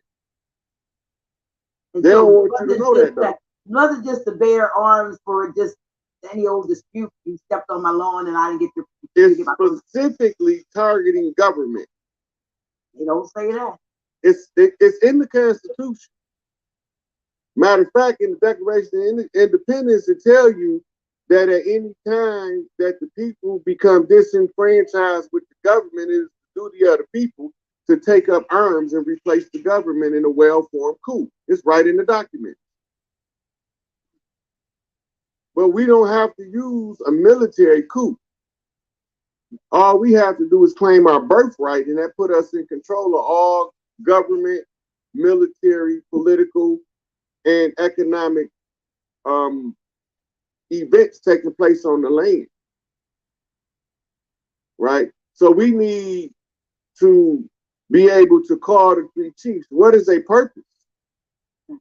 Right? So they had to form clans. We have to form clans. We have to reform the family across common bonds. They called it we was ganging. We was gang banging. Gang mean clan. So we was formulating clans. They was infiltrating the clan. and they were starting the wars between two clans who was formerly at peace. Right? So, like for instance, I'm gonna give you an example. This is well known in California after the Rodney King riots in '91. And the Bloods and Crips had something that they called the Truce, where they tied their rags together, and the OGs said, we're going to stop killing each other and we're going to focus on this government. Within a week, they started having drive-bys while you got Bloods visiting Crips. You got some strange Bloods trying to shoot up a Crip neighborhood. The Bloods telling them ain't us. They calling our set out, but we all here. So they end up shooting the cars up, find out they undercover police and FBI agents. So they've been turning us against each other the whole time, and we didn't even know it. And the motherfuckers behind it look like us, and we didn't even know it. That's when my feelings got hurt the worst out of all. And the motherfuckers behind it look like us, and we didn't even know it. That's when my feelings got hurt the worst out of all of this shit that we've been through. And when I found out that the white man ain't white, and the people behind the dirt is dirty Moors, and they lying to the good Moors, but the good Moors is doing their due diligence and reclaiming the Moorish Science Temple. The Moorish Science Temple was Noble Drew Ali's message to the world, mainly to the chiefs on the land, but to the world, that we know who the fuck we is, and we can talk in code in your face, and you won't never know what we saying behind your back, just like you do us. We the coldest at that shit when we know that's the game we playing. We invented it on Earth, right? So when the chiefs be reborn, we looking at the land, all we got to do is, at some point, it's going to dawn on us what's going on. And then it's our duty at that point to inform the rest of the chiefs. But if the chiefs are indisposed, we got to inform the public. Because it's the public responsibility to demand that the chief be brought forth to give a reporting of the events of what's taking place on the land. It's like Tupac said, somebody got to explain why I ain't got shit. Whose job is it? The chairman of the board of chiefs. The board of chiefs consists of all of the chiefs across the land. The chairman of the board is the spokesperson. That's Larry Hoover. And he got to have a witness, and the witness can't be from the Blue Lodge. It got to be from the Red Lodge. That's Chief Malik Angel Bay, a.k.a. Jeff Ford. And so we needed one off the West Coast, and Jeff had to send him a witness. So off the West Coast, we got Big Tuki, Blue Lodge, West Coast, and the one that the bishop that Angel Bay sent out there to be a witness to Tuki was named T. Rogers. And T. Rogers, all of the Bloods know who he is. All the OG Bloods know who he is. When you study his history, you find out he left Chicago as a peace stone. He went to, because they didn't have structure.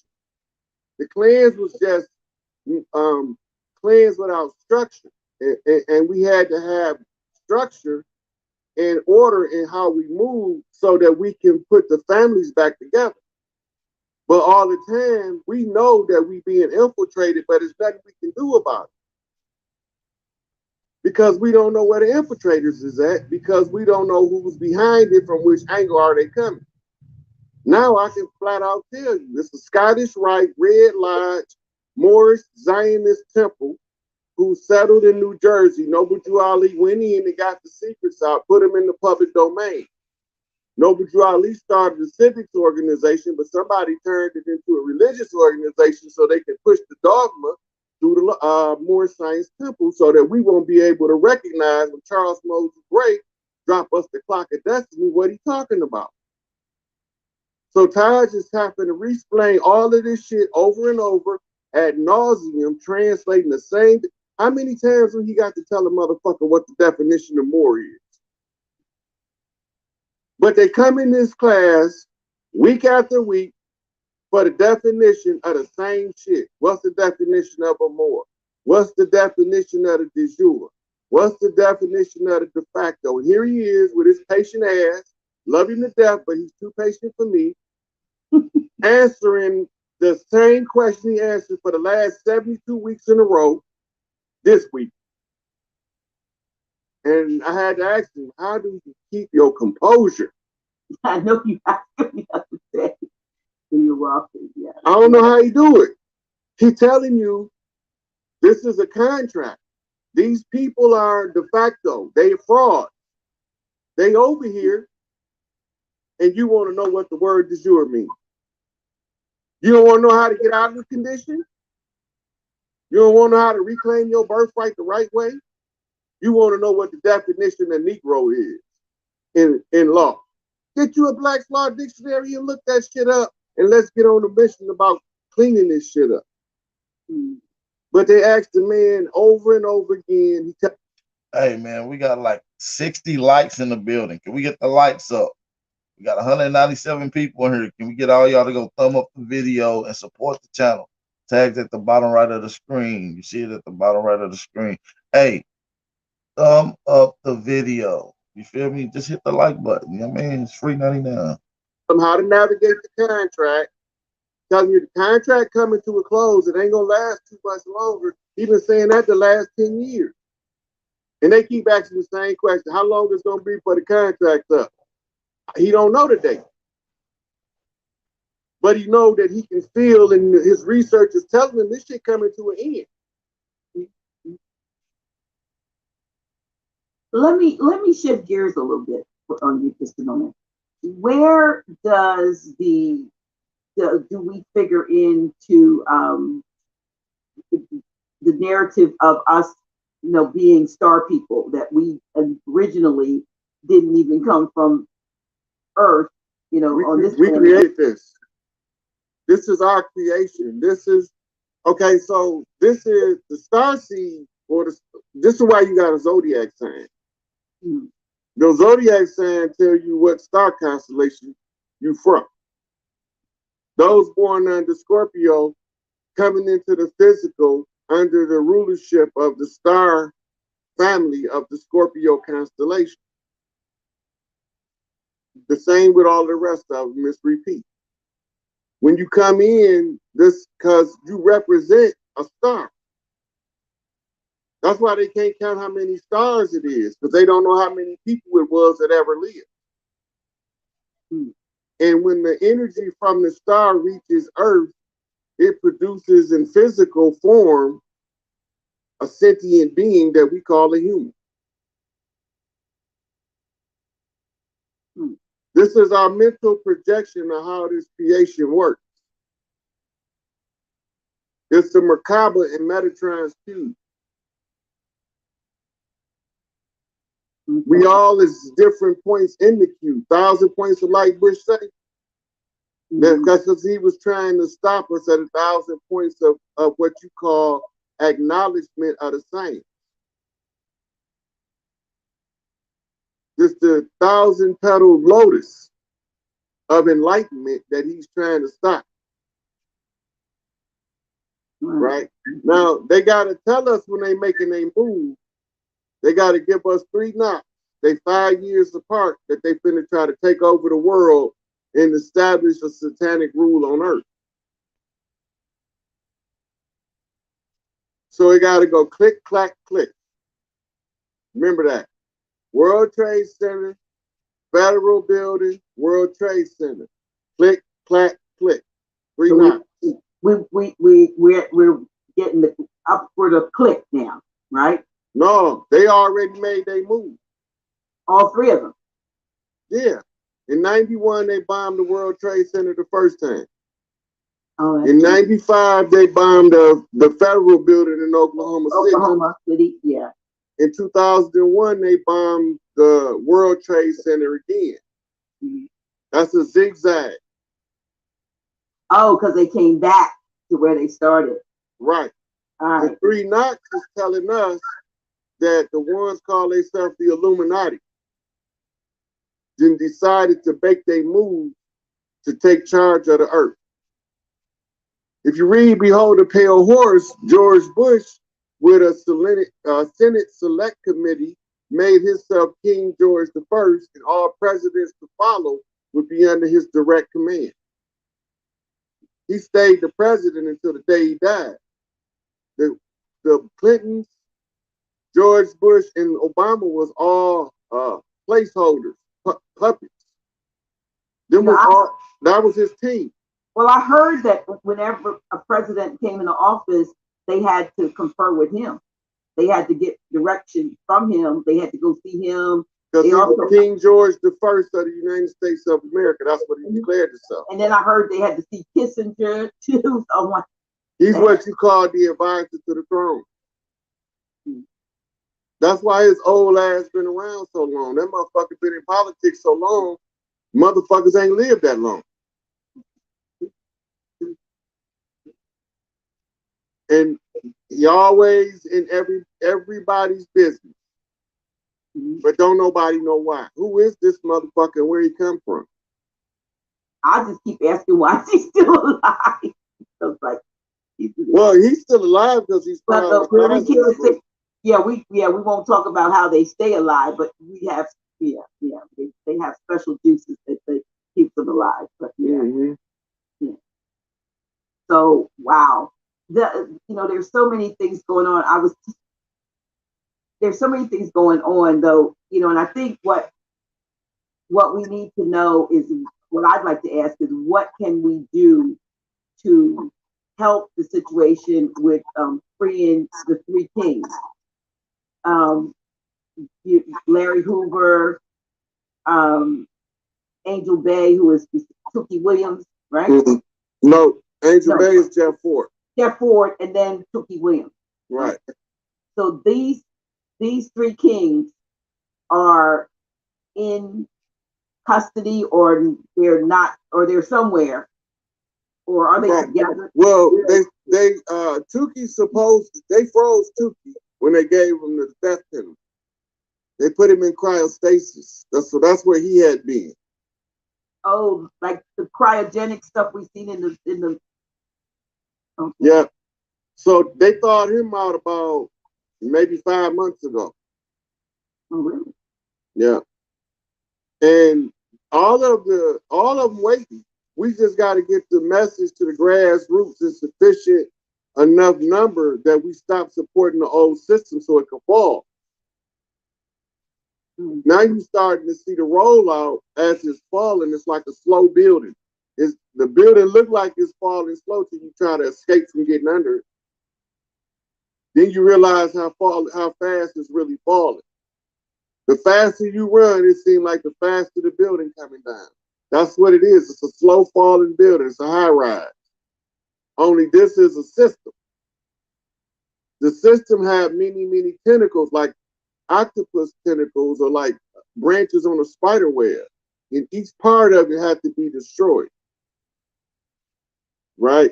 And as it get destroyed piece by piece, then we start seeing the emergence of our original system rising from the ashes of the old system that just failed.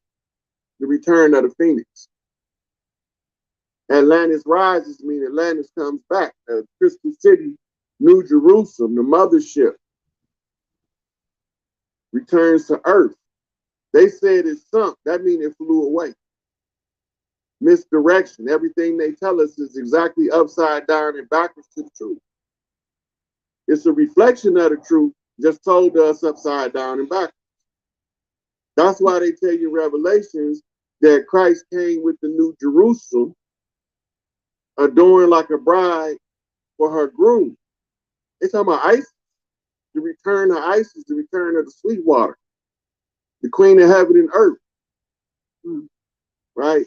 And they're saying that the city got the definite measurements because in the book it's saying the one who looked like unto the Son of Man told John, take out the reed and measure. You can't measure it if it ain't in physical form. Right. So he measured it. So he knows it's big as hell. And it's coming out the sky and it's going to land on the Emerald Lake in Colorado. Who's on this? So So the continuity of government offices is in Colorado, and the Florence AdMax is in Colorado. And the transition team have to meet at the transition of government location in Colorado as they transition the government. They got a whole pamphlet that the government put out called Continuity of Government under FEMA. Now, we was told FEMA was the acronym for Federal Emergency Management Association. Right. But what we wasn't told is that it was also an abbreviation for female. So when we was mad at Hurricane Katrina at the incompetence of FEMA, they was using Hurricane Katrina to learn disaster response in real time without no prep. We got to learn how to take care of our own people in times of disaster and in times of peace. Because even in disaster, if we know how to take care of each other, we won't have to worry about it. We'll still live in peace.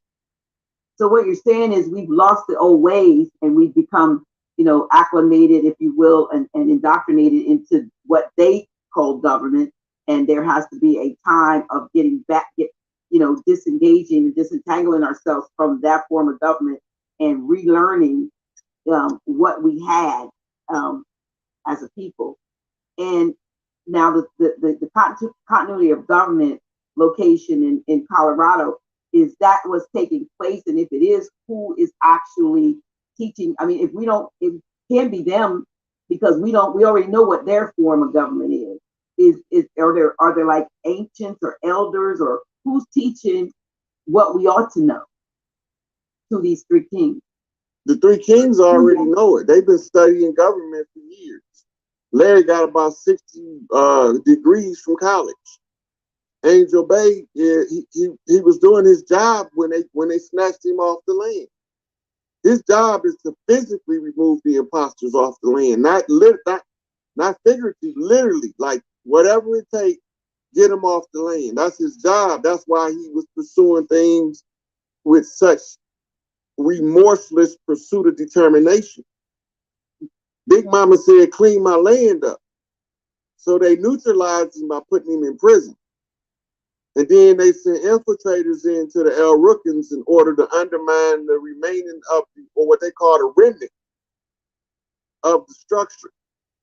They trying to tear it all down. They can't tear it down because they didn't build it. Angel Bay, the only one can tear it down. His soldiers as loyal today as they was when they arrested him 40-something years ago. So he's been in that long. Larry been in there for over 50. And Tukey, they use the same case they used to convict Geronimo Pratt, just change the location from a house to a store. Use the same police to do the same with the same MO. Right? So with them being at the continuity of government location, does that mean they're no longer in the custody of the of the government, or does it mean that they still are, but they're okay, so this is what it looked like on paper. On paper, it looked like Tukey dead. It looked like Angel Bay and Jeff Ford is in prison in Colorado AdMax. That's what it looked like on paper. But the continuity of government is falling under the jurisdiction of the Indigenous Rights Act of 2017. They know what's going on and they know what's taking place. They just have to steer the narrative and stay in power as long as they can, because once they over with, they over with. So in the media, they painting the narrative that Trump crazy, that there was no attempt to steal the 2020 election, that Hunter Biden is a victim of Russian disinformation and propaganda, that Hillary Clinton really wasn't Hillary Clinton, right? So they paint all this in the public. Now I got to turn around and start telling you piece by piece that they lied. Because once they entered into the record, the Hunter Biden laptop in the public media, that was the straw that broke the bull's back. That's the one that's going to make all of the dominoes fall. Because it's going to prove that it's not Russian disinformation. They falsely accused Trump of collusion with Russians. Trump went and got the certificate that was held by the World Court from Thailand for our gold so that we can reestablish what we call our family bank system. This is why we didn't have central banks. And what they didn't tell you now, when you watch a Western, you have a little wood hut that's a bank out in the middle of nowhere in the village. That wasn't the bank. The bank was what they called the big house, which was Big Mama House. Big house was short for Big Mama House. And in some parts of the land, it was Big Papa House because he was living longer than Big Mama. Right? So the Big Mama House is where we kept blocks of gold and lots of coal. The black and the gold colors of the Vice Lord Nation is representative of the wealth that comes from Big Mama House. So they told us they stole all of the gold out of Fort Knox. We've been keeping gold in Fort Knox for thousands of years. That's nothing new. They seized Fort Knox when they came over here and took all of the gold to the Far East to hold it in abeyance so we wouldn't reclaim it before the contract expired. Which we did so, not. Right. So when somebody come along and answer the right question, who did it, why they done it, where they came from, and who was involved, that takes the shackles off to the president to recover the gold certificate. The gold certificate is the voucher to reclaim the gold. Right? So I did a video a couple years ago called the $1 Trillion Buyback Program. So the only way to keep everybody from suffering for the next 30 years on the fall of the government is we had to establish a $1 trillion buyback program to buy back. Don't buy stock, buy the stock market. So the royal families of the earth agreed to buy the stock market, the international stock exchange, and all bonds associated therewith. Those names of straw men on those bonds become the heirs to receive the bond payment for which they was originally held as reprisal for a debt. So your social security number is your tracking number that ties you to the amount of money that you can have. And it was being traded on the international stock market using your birth certificate as the savings bond to accrue the interest.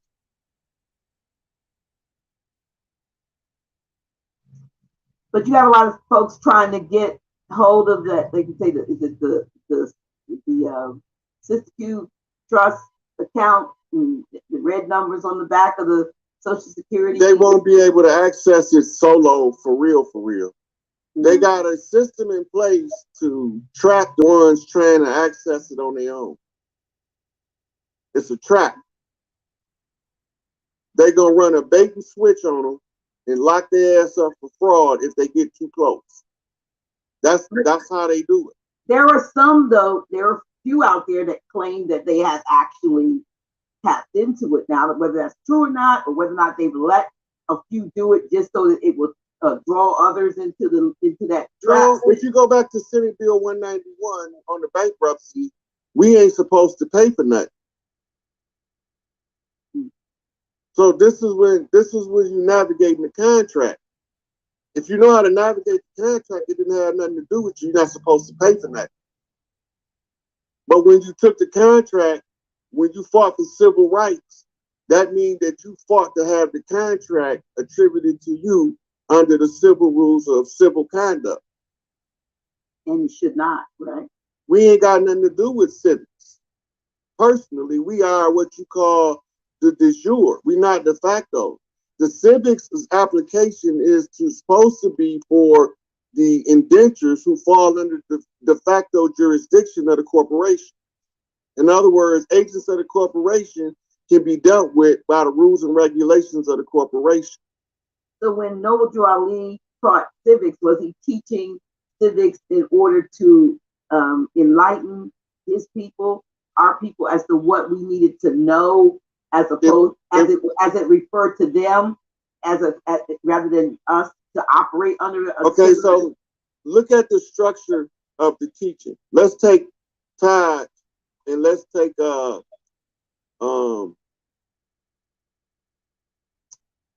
trying to think of a different teaching that's different. So Todd teach how to navigate the contract, what the words mean, how do you use this in law. This is the understanding of how civics work. Now remember, Noble Drew Ali said, I can't take these people out of power till you learn how to run your own government. The study of civics is teaching you how they run in their government, and it's supposed to trigger you to remember that this ain't the government of your people. This is not how we run government. Our government, like for instance, the FDA, Food and Drug Administration, if it was being properly ran by our people, the first question of any research done is, how will it affect the children? That's the first question. If I give this to this mother, how will it affect her children? And any negative effects on that, we can't use that. We can't do that. Well, they have something under the corporation called acceptable loss. It's a way to benefit using insurance to pad your losses, to turn your losses into wins. So what's an apparent loss to them is actually a payout. So they trade birth certificates and death certificates. They capitalizing off our birth joy and off our death tragedy. I went to the GMEI utility site and put the Social Security assigned to me number in, and the Social Security number assigned to my mother, who transitioned in 2002. And to this day, it was just maybe a few days ago, maybe last week, that birth certificate is still being traded on all over the world. I noticed some of the ones in like Dusseldorf have become inactive. It was funny, but all over the world, I mean, there might be like, maybe it was like either 1,100 or 11,000 transactions, 1,100, that are still active. And she transitioned in 2002. I have about somebody in your family, she gonna come back as. The clock of destiny is the way that you track when she coming back and who she gonna be. They already know how to use it. So the death certificate is a countermeasure to the birth certificate. It keeps the birth certificate able to continuously be being traded until it's switched out with the new birth certificate on the return of the elder. Really? Yeah, they good with that shit. That's the Babylonian money magic system. They generate money out of thin air because we breathe life into the air when we exhale. So is there money out of thin air? Is that like the mints that are just printing so-called money, like it's monopoly stuff, just new games, new money. Is that how they're doing it? Right. So that's so that they can steal the value without you ever knowing what they're doing, using something called inflation. This is done under what they call fractional reserve banking. Under fractional reserve banking, they can borrow $100 from you, and then they use it for collateral to borrow $100,000 or $1 million off that 100. Right now, because you put $100 in your bank account, they can lend $100,000 out. And that's why they get a little seem to have they get testy when you want to take it out. Right, because when you take out your money, they have to cash in a bond. And when they have to cash in the bond, if it isn't matured yet, you know a penalty comes with it.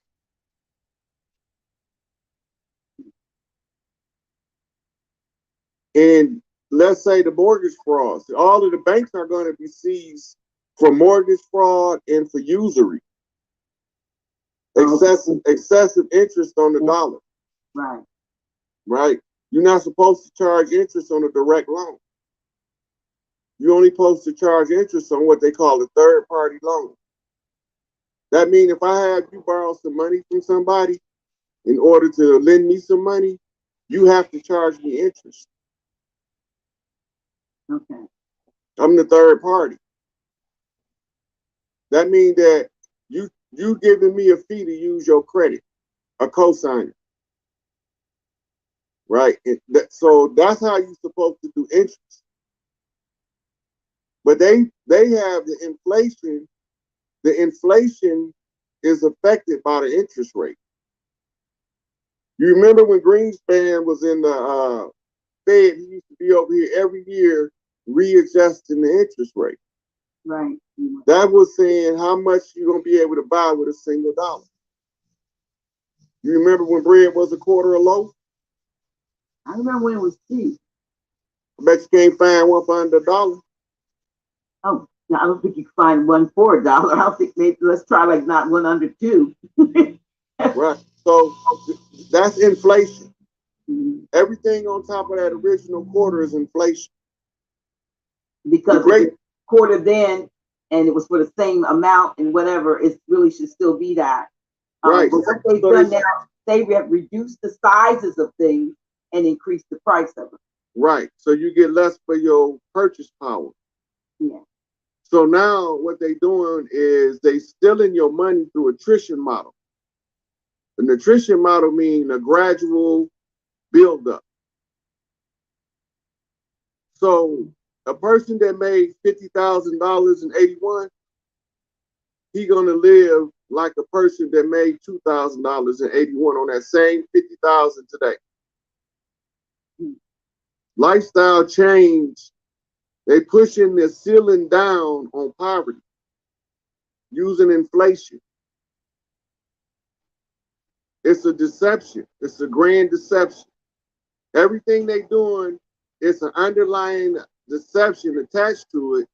And when you try to use their system to break from the deception, they have another piece of their system designed to funnel you back into the system. So what do we do? Go back to our original ways. How do we find out what our original ways are? We got to remember that our tradition is oral tradition. The more of us who make an oral statement in the public domain declaring our organic nature, our organic connection to the land over here, the stronger our tribes become, because now we have the people waking up to the reality that everything that you do with paperwork is designed to trap you in a paper chain of adhesion contracts. What they call them take it or leave it contracts. Right? So in order to get gas to your house, you have to sign a contract. Right? And then they send you a bill. The bill is acknowledgement of the payment rendered. Dollar bill, gas bill. You can spend a dollar bill, you're supposed to be able to spend the gas bill on gas. Mm-hmm. But we don't know how it works because they never taught us. This is why Noble Drew Ali say learn civics, because only in civics could you see the deception, because they use legalese to people who don't speak legally. That's why ignorance of the law is no excuse. They use your ignorance for capital gain. I guess it just seems to me that, since we do still to this day have those Moors that look like us but were not us, being disruptive, being what we call COINTELPRO and all that, they whoever they're working for, it is to keep us divided and not bring us together. It just is a matter, and then you have that whole group that has no clue that the government is de facto. They don't know anything about being a Moor or anything else, an indigenous person, or or anything. That's where I think the greater majority falls in that. They don't know anything, and so they know the church, they know this, that, and the third, but they don't know these things. And then the way to get that information out is controlled by the opposition. So it's very hard, even in platforms like this, sometimes to keep, to get certain information out without it being, something that is deemed, a violation of whatever. When all you're really trying to do is bring the truth. We have to stop worrying about trying to transgress their law, because the Supreme Court ruled that the indigenous people was perpetual enemies of the state, and that they can treat them in whatever manner they treat an enemy of the state. That's already settled in the Supreme Court of the United States.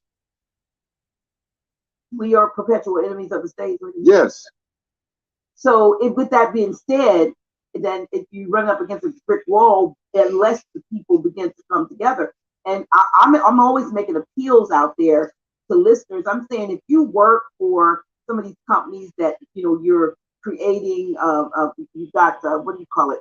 Like the internet content, not the content, but the platforms.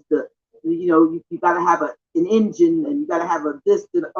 Why aren't we creating our own things, our own? I mean, I know our form of communication was telepathy and drums and the mouth. We actually been trained, but you got to remember, any one of us that try to do something that big, if they had a sufficient amount of suspicion that would be successful in reaching the people, they did either two things: defamed them and locked them up, or murdered them outright.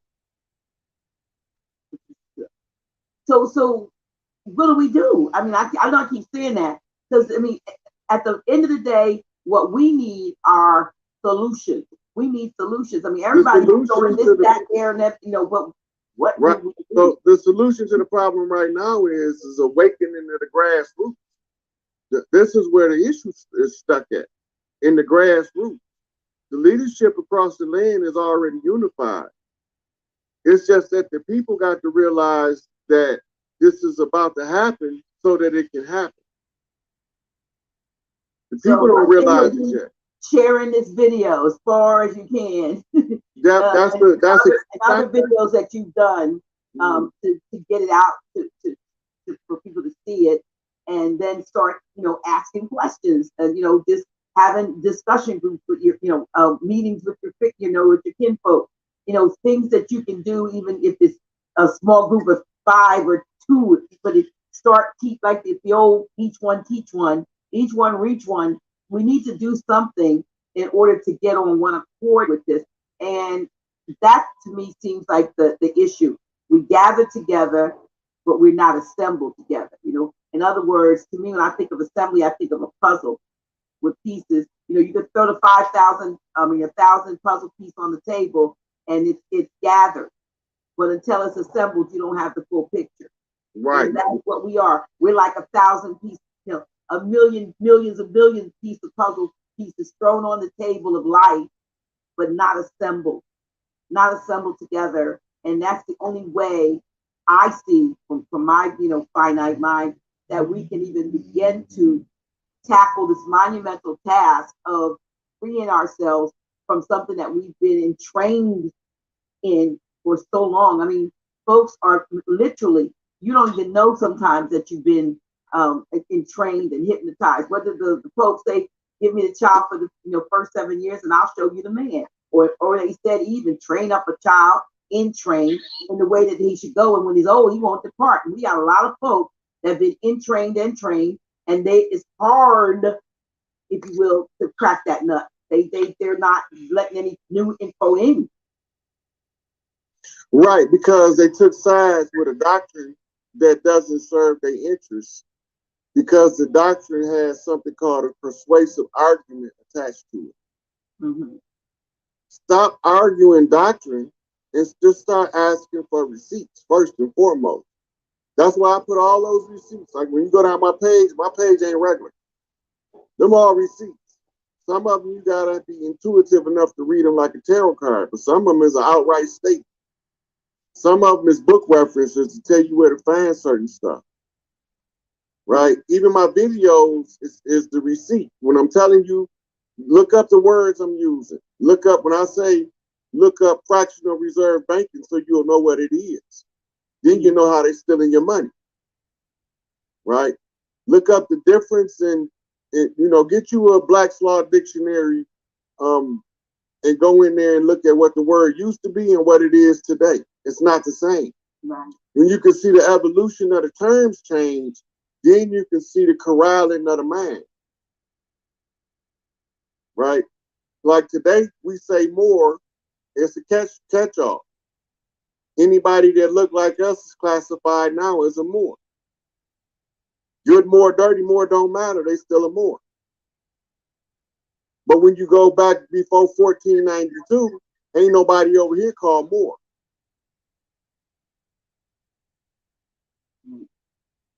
Now, so we have to unlearn some stuff, and for a lot of folks, they were like, "Look, Dak, I just got out of being Negro, Black, and I just went to, and I thought Moor was the thing." Well,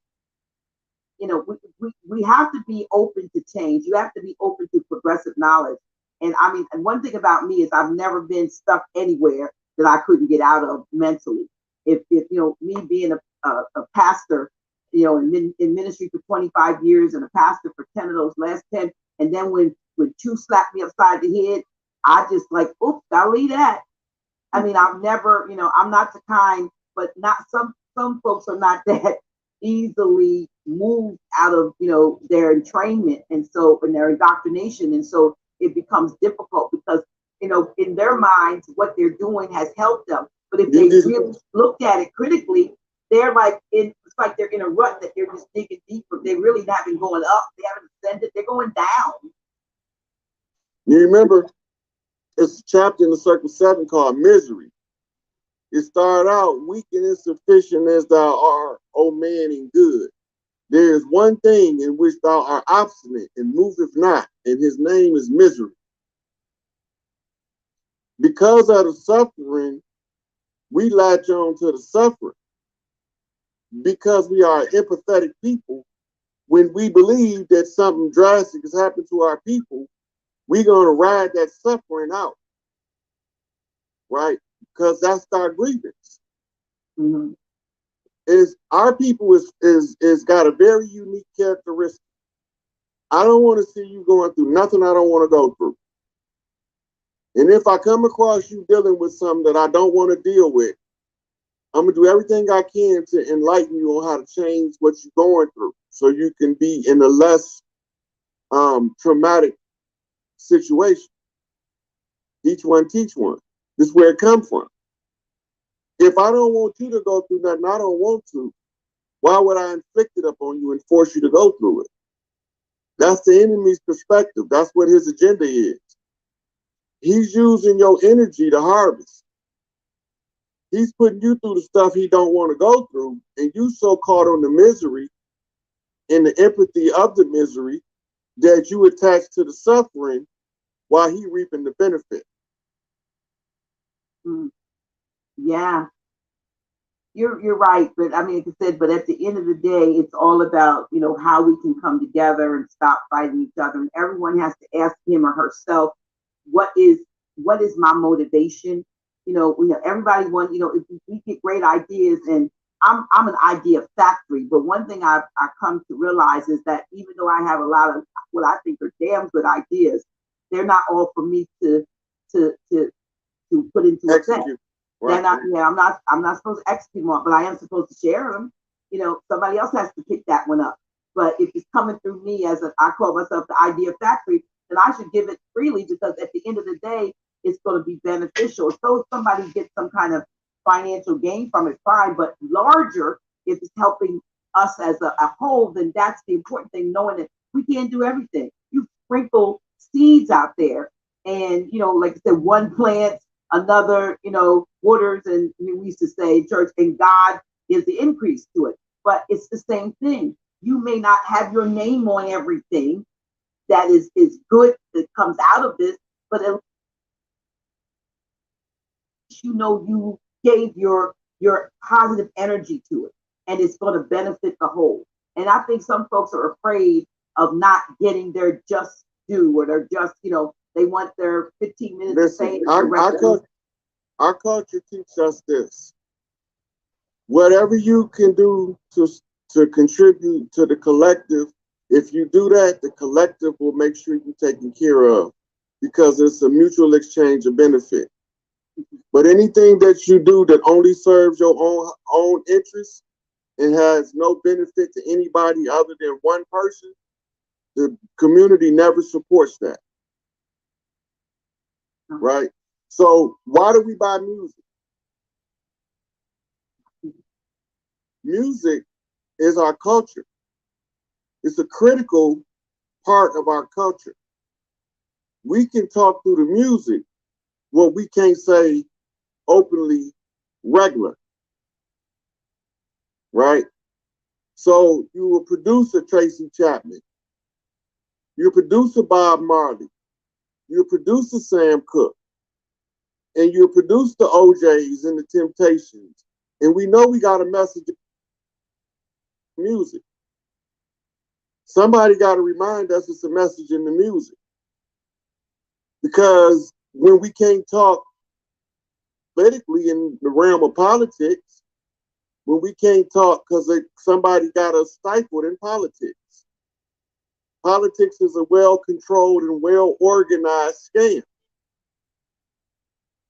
But if you break that word down into the two words it is, poly, many, ticks, bloodsuckers, it's right what it says, just what it is. It's right there in the word. It's right there. And so just be your best self and make your interests also serve the interests of the most people you can. Some people can only muster up enough inner light to serve 10 people in their lifetime.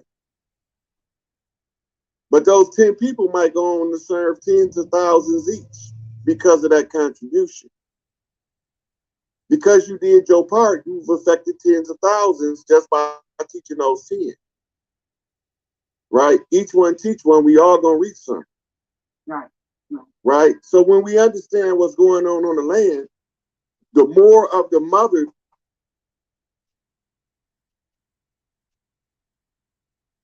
Can y'all hear me out there loud and clear, man? We're gonna let it go on for a little bit longer, man. We're gonna let this shit rock out.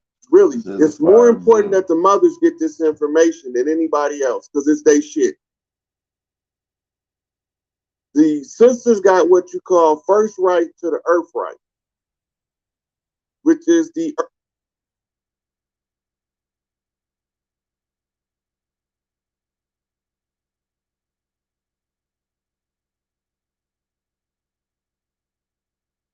earth-born birthright.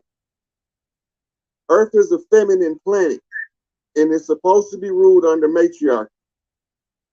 The mitochondrial in the woman is also found in the soil of the earth. Right? That's because the woman is tied to the earth through mitochondria, and she blesses the man to have mitochondrial as well. Right? And the love of the women ties into the love of the child's mother that's performing the function to make his mitochondria produce more output, which raises his consciousness to higher levels. This is what they call, what do you say, raise yourself to infinite wisdom. Right? That's what he's talking about. Make your service, make the mothers so proud that they all want their sons or their daughter to be like you. And when you get the respect of the mothers, you change the landscape. Just by them feeling in their heart that somebody came that can see the problem to get us out, changes the vibrational frequency, and then it make the bloodsuckers start running the other way because they can't tolerate love energy. They become violent, aggressive, and most of the time it be inflicted upon themselves. And that's what I'm saying, y'all. And that's what I'm saying. That's why we gotta take precaution and to look into our history and make sure we challenging the narrative. Hey, if everybody can hear me in the chat, man, we got 216 people in here. I mean, let's try to bring 400 people in this chat today. Hit the like button, thumb up the video. We're gonna get ready to end this live stream here in a second, you guys, so y'all be able to break down the information that y'all heard, and we'll get to part two tomorrow. We'll get to the part two tomorrow. So this is the very inquisitive information. So make sure y'all tap in. Make sure y'all tap in. Yeah, wow. Yeah, So brother, big Aboriginal power, man. Yeah, I'm trying to keep myself, like I said, my brain is racing and all, you always think, but I'm thinking back in terms of when you hear folks say, you chose to be here in this time.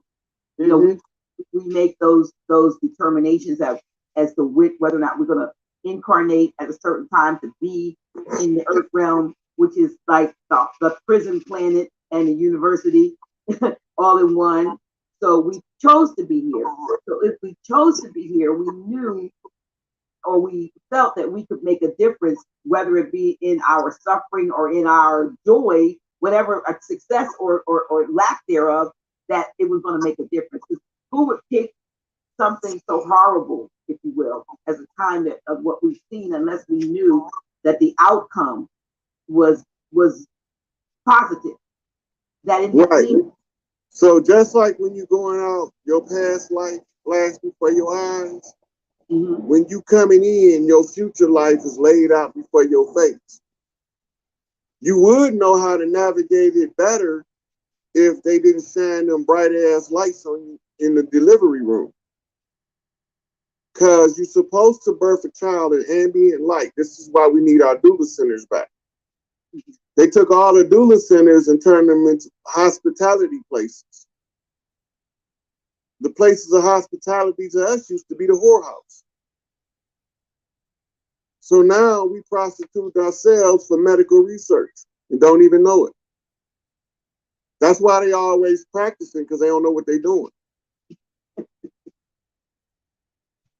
Wow.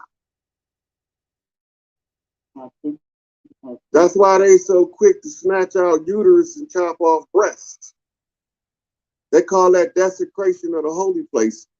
Hey, we're gonna stop it right there, man. We're gonna get into the next part of the bill later on. Appreciate everybody for tapping in, man. Make sure y'all hit the like button. Make sure y'all hit that like button. You feel me? This was a great bill. Hey, before we get out of here, drop them fire emojis, goddammit. April the 30th. April the 30th. I do want to talk battle rap for a second before we get out of here. April the 30th, right? The Battle Rap League, Vortex Battle Rap League. You got Job Bricks. You got Job Bricks versus Schemes, and you got me, Big Aboriginal Power versus Out the Blue 40. So it's gonna be a dope battle. You know what I'm saying? So let's try to make that happen. Make sure y'all be equipped. Y'all ready for the battle? Y'all ready for the event? Are y'all ready for the event? Yeah, let's get it. Let's get it, man. It's gonna be a dope ass event. It's gonna be a dope ass event. It's gonna be a good one, man. Hey, y'all know I got my 3 rounds done. We ready to turn it up, man. It's over with. But this was a good build. Like I said, once again, shout out to Chief Jonesy for turning me on to the brother Wild Haven. Shout out to my brother A1, man, for shooting me over this particular video on Rod Hayes. So shout out to him as well, man. This was a dope build, man. We about to get ready to get out of here, ending the live stream. Make sure y'all support the channel. Hit the like button. Hey, Cash App tags at the bottom right of the screen. Make sure y'all share the live stream, thumb up the video, hit the subscribe button. Don't forget to hit the notification bell. And with that being said, man, we out of here, y'all. We gone. Peace. Suave on the track. Whatever it takes. The alleyway. Coco, this your season right now.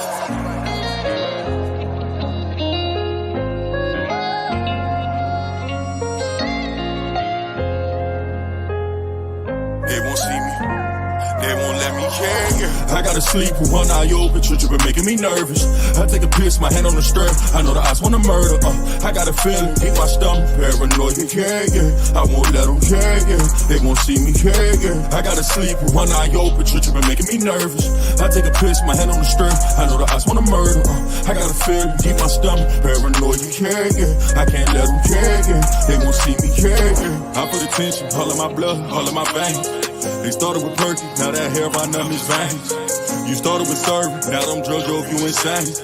Started with dealing, I grew up with killers, they taught me the game. I got some niggas that die behind, and that shit won't never the same. I know some niggas that lie behind, and that bullet had his name. Ain't no reason to cry about, cause that shit won't never change. MTF the 4th and P, my niggas can't get out the game. I gotta sleep with one eye open, trippin' making me nervous. I take a piss, my hand on the strap. I know the eyes wanna murder, I got a feeling, deep my stomach, paranoid, yeah, yeah. I won't let them care, yeah. They won't see me care, yeah. I gotta sleep with one eye open, trippin' making me nervous. I take a piss, my hand on the strap. I know the eyes wanna murder, I got a feeling, deep my stomach, paranoid, yeah, yeah. I can't let them care, yeah. They won't see me care, yeah. Lost, see, I glossed too, we shit ain't been the same. Heard the ops talking